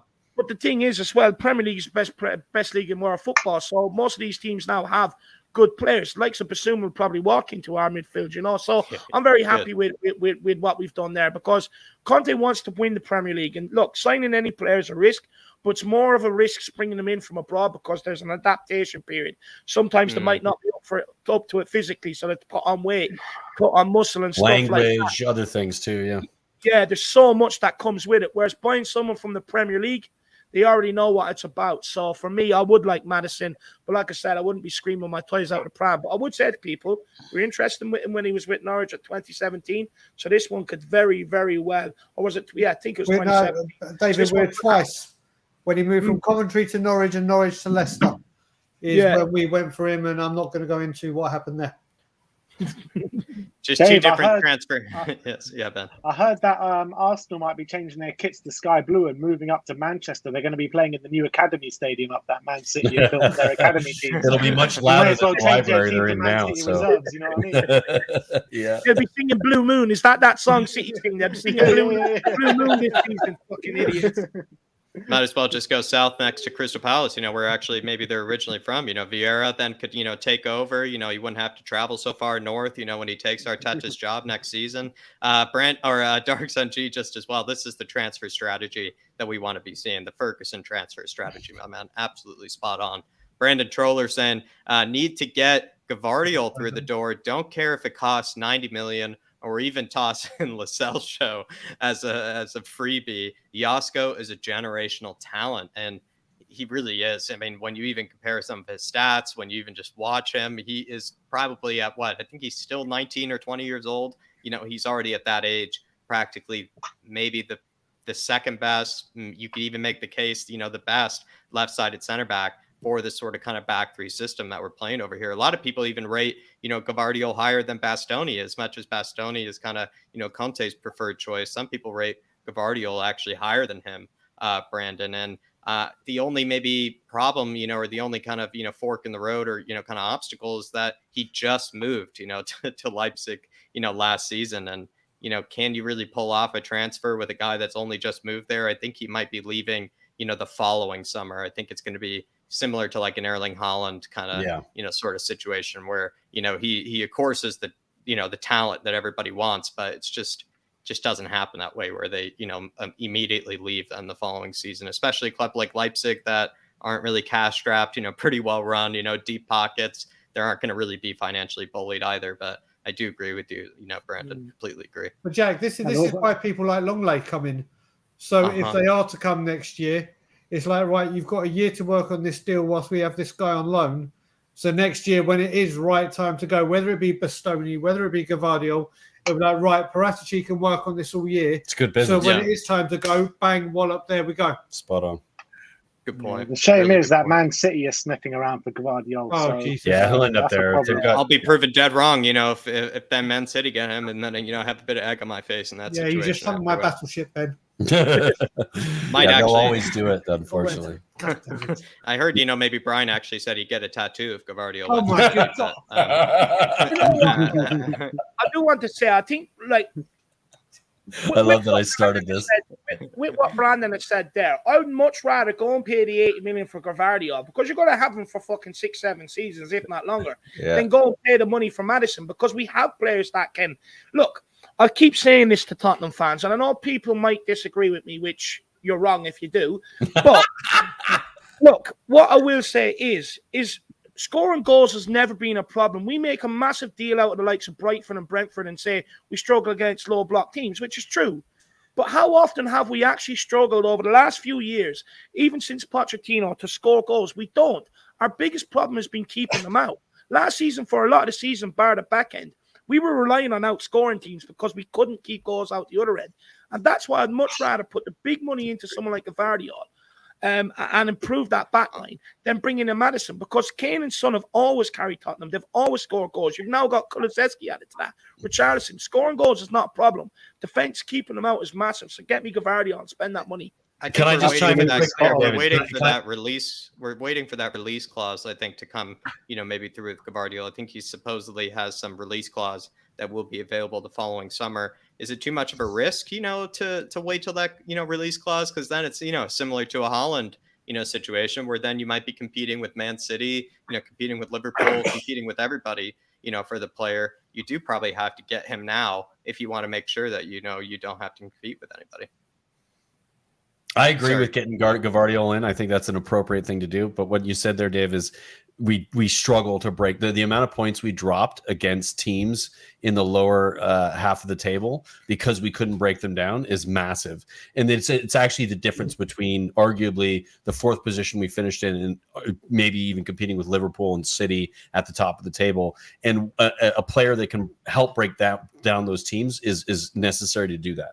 So that would be where I would say, I'm not saying we don't. I think we need to spend both in both positions. Gvardiol and Maddison that's the ideal scenario, or a player that can fit into both of those positions. Because I agree, the defense needs to be better. We need to give up less goals, but we need to figure out how to beat those teams in a low block with a different setup and a player like Maddison that can come in and sort of unlock teams with passing. We don't have currently. I get what you're saying, right? 100% I get what you're saying.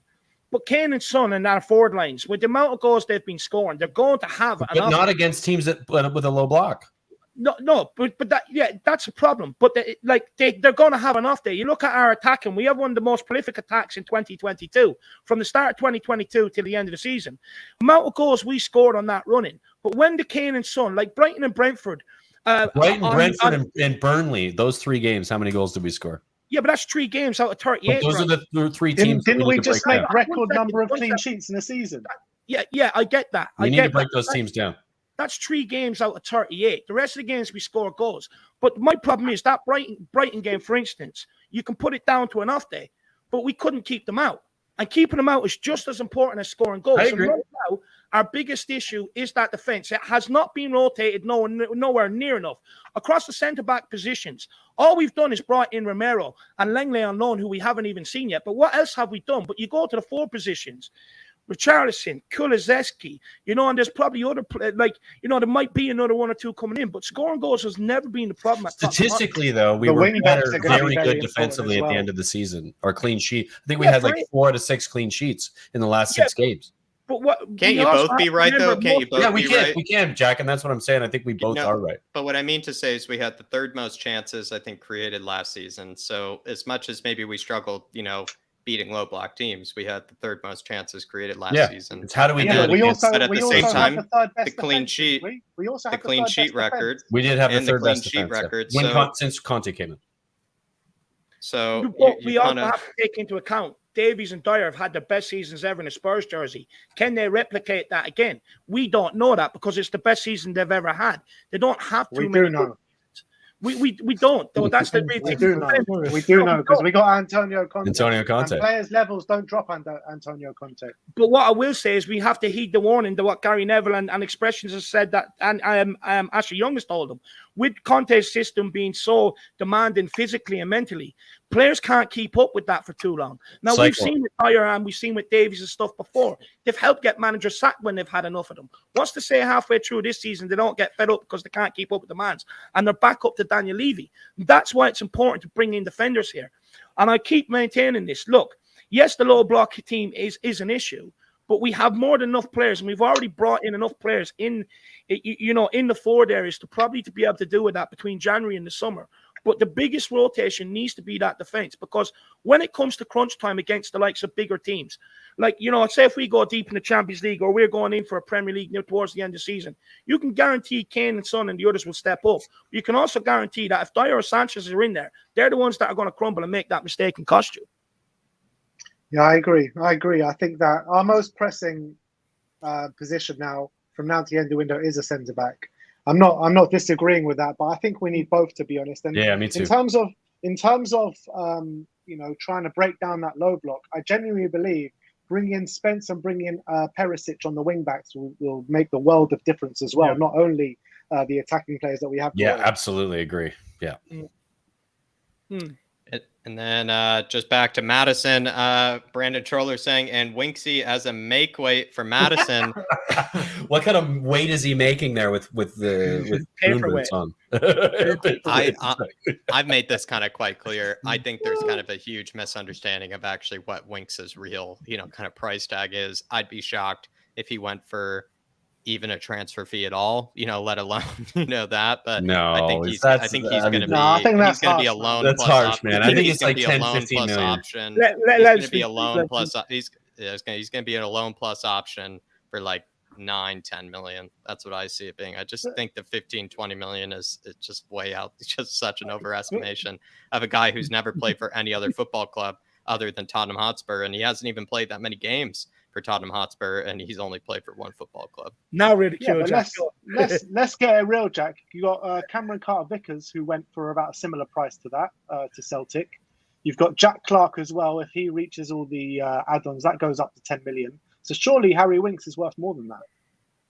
Well, he's going to go on loan. That's what I think, the prediction is. He's going to go on loan, and then we're going to see if they actually pay it after the end of that loan. I just don't see anybody paying a straight transfer fee for the guy. I think it's just too much. And there's a good player in there somewhere with Harry Winks. There really is a good player in there somewhere. And I think he needs to get consistent minutes to earth it out of him. But he needs to play in a team where he's not relied on as much as he's not the required level for Tottenham Hotspur anymore. No. But somewhere he can get game time and come out and have a good career for himself. On the training hopefully Brendan Rodgers, FC YouTube team, right? Hashtag FC. Hopefully Brendan Rodgers does his due diligence. That's how I would say, Brandon, because if he doesn't, maybe you could do that make weight kind of move there, my man. Cedric saying we signed Longley on a year loan so that we can go again for the likes of Bastoni and Gavardiol said next summer. Exactly what just Brian Daigle said earlier, with the fact that he is sort of kind of the temporary hold, for the transfer business probably to be done next summer.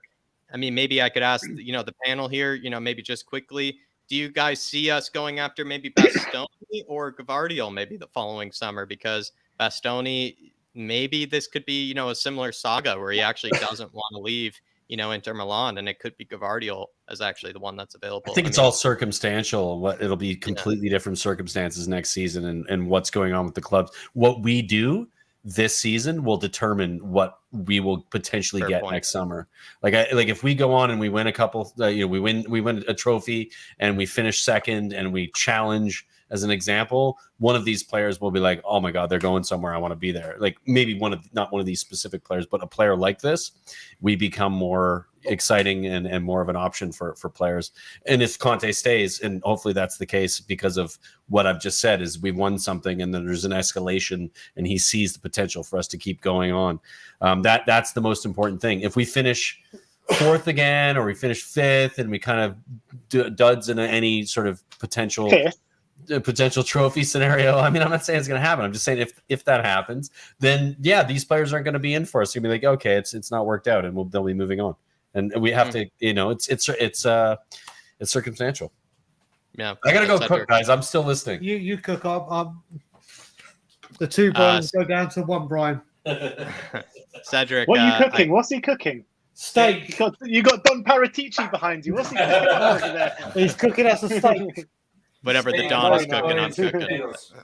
Whatever's on his meal. Cedric, you're exactly right. I think that's how it's going to be happening and unfolding, my man. You're a smart man by, kind of seeing it that sort of way. It just seems to be, kind of the temporary hold, for what we'll probably do, in the future. Big up, my man. Big up, Cedric. And also we have Jack, Bobby what Case. do you say if Lenglet has the best season we've seen in a centre back for a long time in that left centre back role? Do you think we still go for a Bastoni and Gvardiol? That's a good point there.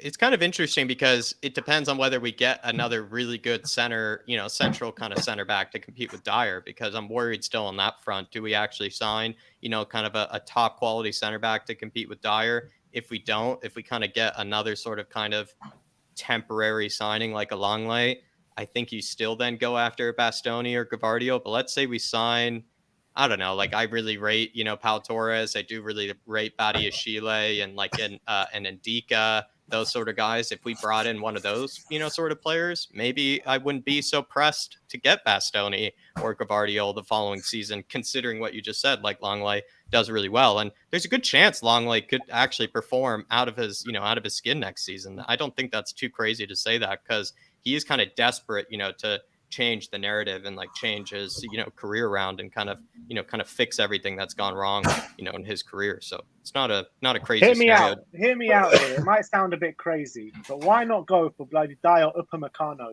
De Ligt's just come in for Bayern Munich. Apparently he could be up for sale. Why not go for him for that central role? 100%. 100%. He will be, oh my God, that man is a beast. Young as well. If he was available and we could get him after De Ligt being confirmed, we've got to go all out for him. That would be the one for me.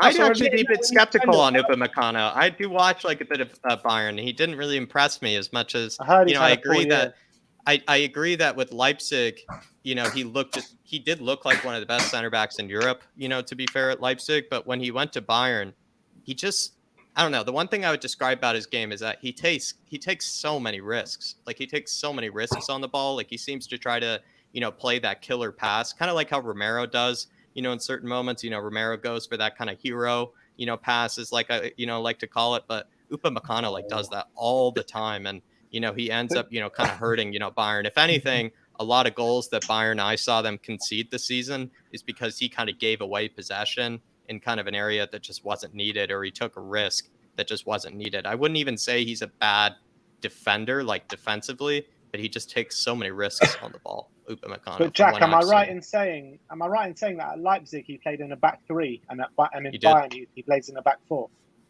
Bayern did a lot of back three as well this year, to be fair. But no, you're right. He played more of a back four this year than he did over at Leipzig, but they still did a bit of the back three. You're right. You're right. Maybe he is better suited for the back three, and he played Dyer's role in the back three. He played in the middle of that back three. That's what I'm saying. Good point. Imagine Romero, Upamecano, and if Lenglet performs this season, and performing Lenglet on the left. That's music to my ears, lads. So it is. Music to my ears. Could Longley just quickly, Dave, just to entice Ben? Could Longley just kind of perform out of his skin, and actually be someone that Spurs fans kind of feel like, is Longley worth really replacing, or upgrading? Look, Longley is better than Dyer and Davies, and if Conte can get what he got out of Dyer and Davies last season, he's going to get Longley back to his very best. Look, this is a player that Didier Deschamps absolutely loves, constantly out in the press talking about him. And look, for whatever reason, it didn't work out with Barcelona. He had a bad games. Fans got on his back, which I love, by the way. It's big club mentality, and then they're not afraid to try and urge the club to get their players out of there when they're performing bad, unlike Tottenham, where we keep them for 5-6 years and play them in every position in the 11 to try and get the best out of them. But look, with Lenglet, I think he will be a very good player. I think he's just looking to get his career back on track.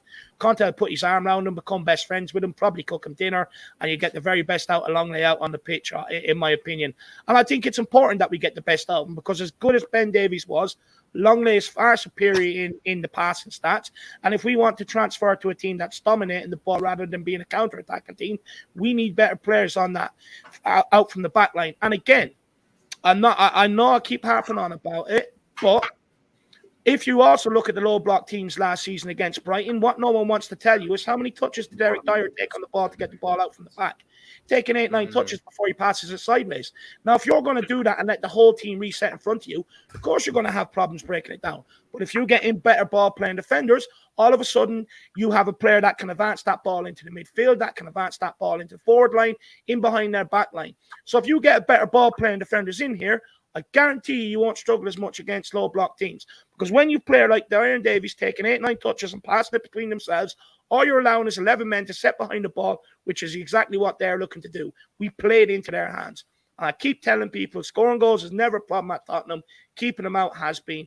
And even if you want to transform the way we play, you've got to get better defenders in here in terms of technical ability and especially on the ball. Yeah, especially on the ball. We need better defenders. Can I just add to that as well? Barcelona have been very clever here. This is why there's no option to buy. Because Barcelona have looked at it and said, right, do you know what? They're going to play under Antonio Conte, a manager that makes players a million times better. He's going to be playing Champions League football. He's going to be if he comes back to us, whether Tottenham want him or not, his fee could double, triple, whatever, what any option to buy clause was. So Barcelona have been I'm a little bit disappointed that we didn't get an option to buy. And you would have thought that Levy would have been able to get that put in, because that's what he does do. But Barcelona have been very smart here, because under Conte, like you said with Didier Deschamps, people are rating him very, very highly in a back three. And he could turn out to be something incredible for us. And like we're saying, he could put Bastoni on the back burner and say, right, we want Lenglet back. Look what Lenglet's done. And the fee could be a hefty amount. But there's nothing to say that he can't do it. There's nothing to say that he cannot be like the top performer and say, why do we want to risk a Bastoni or a Gvardiol when he's come in for a year, played the system, knows it, done it. So we'll have to wait and see. But I'm looking forward to seeing Lenglet. I didn't know a lot about him beforehand. Really, I started really looking into him once we started heating up. But he's a mystery. He's like he's going to be a mystery card, a very exciting mystery card. I feel like Conte's been a long time. Like Tottenham have tried to get him last season, so they've clearly seen this guy as an upgrade on what we've already had. The fact that we pursued him last summer and this summer as well. Yeah, very good points there. Bobby K celebrating 6 months as a Flat Cap member, saying. What a legendary panel today. Big up, everybody. Big up Bobby K in the chat. Absolute legend, celebrating 6 months. I know it's been a lot longer than 6 months. I know it's been Bobby. It feels like he's been, around for at least close to, I don't know, Dave, almost maybe 9 months, maybe breaching on 10, I would say. Bobby feels like he's been around for a while, at this stage. But yeah, seems like he's been around forever. But big up Christian and Jay as well. Hopefully you are all keeping well over there. The big K family. Big yourselves up. But Paul Van Ben as well saying, I know little about the intricate business of transfers. I trust Levy and Parachici, the men with all the info. Well, the Don has got all the info. You can even hear him cooking in the background. He's cooking up something nice, Paul, as well. And then on top of that, when it comes to Parachici, my man, I feel like, the best thing, that was so about... Mary Poppins, Dick Van Dyke. Jesus Christ. There's a little step in time. Is this better? Yeah. No, not with a fucking meat cleaver, it fucking ain't. Jesus Christ.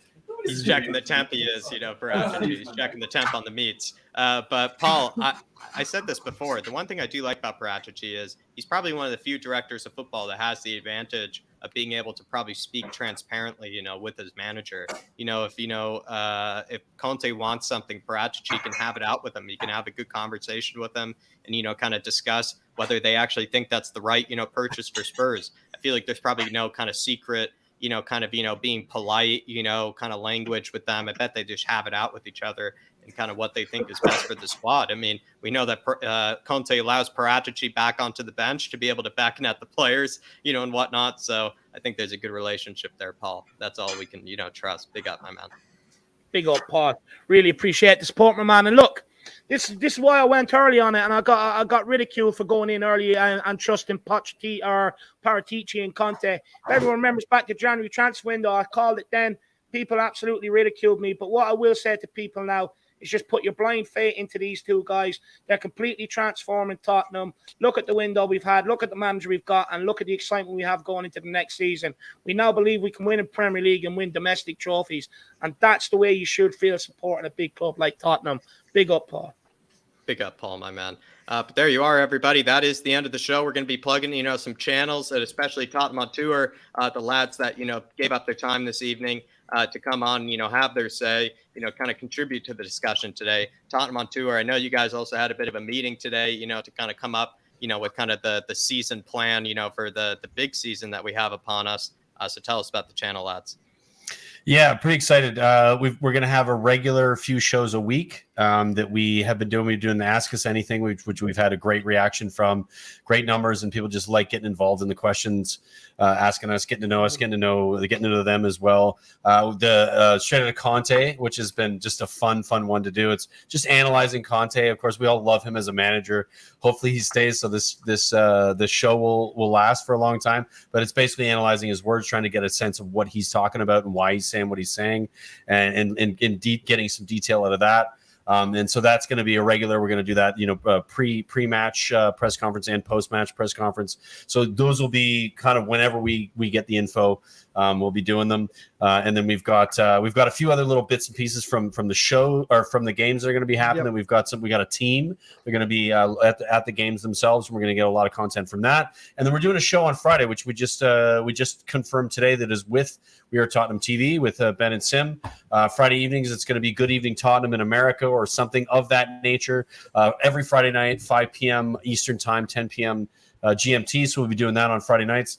And just going to be a really busy season, but we're going to get really consistent for you guys so that you know what's happening. And make sure you smash the like and subscribe over there, and to everybody else who's here as well, because much appreciated being here. I'm going to go back to cooking. Yeah, I'll just add one thing. There's a very special show coming out next Thursday. You three know what it's about.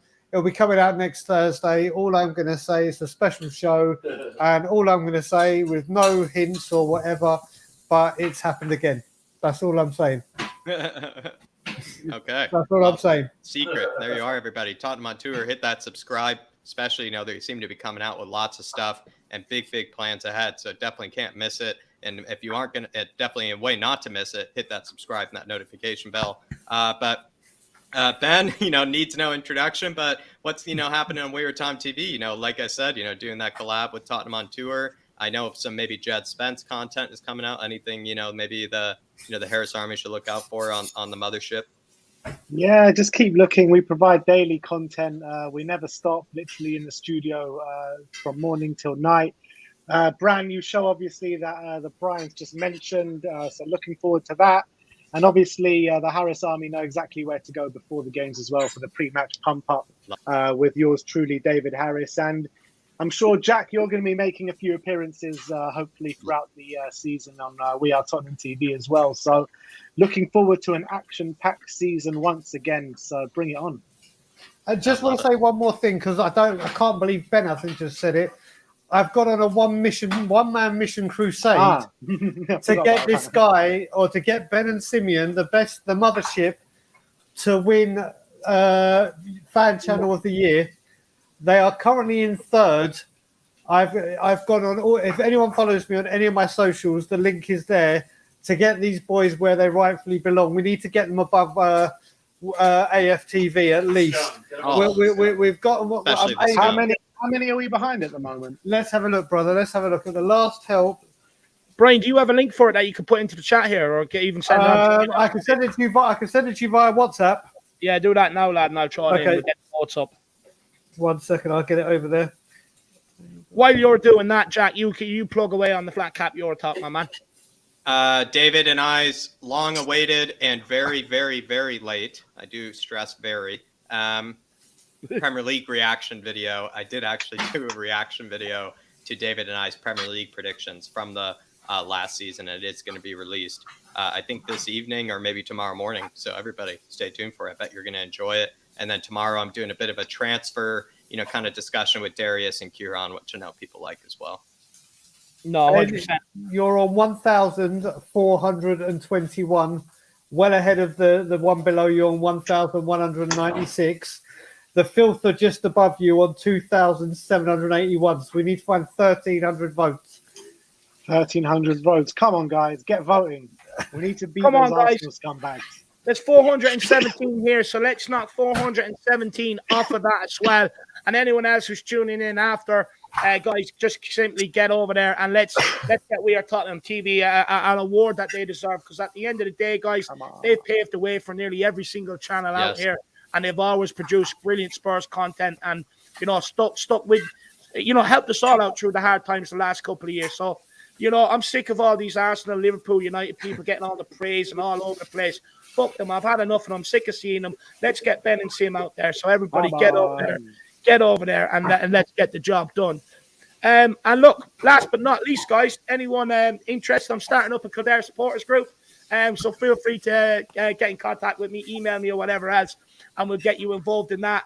I don't think there's any membership fee whatsoever. I think I've covered the cost of what it costs to set it up and everything else, guys. So if you want to be a member, just let me know. There are a couple of perks you can get with it. But look, that's everything here today. We will see you all back here tomorrow, same time as usual, 9:30. I want to say a massive thank you to the two Brians, B1 and B2. Absolute pleasure. I want to say a massive thank you to Benji as well from We Are Tottenham TV for coming on. I really, really do appreciate your time, boys. I want to say a massive thank you to Jack for hosting such a wonderful show. Incredible numbers throughout. Thank you to everyone who smashes the like, the subscribe, tunes in, and really helps out with the super chats as well. So thank you all. And look, it's exciting times ahead. As always, come on, you Spurs. Come on, you Spurs. Dante, we trust.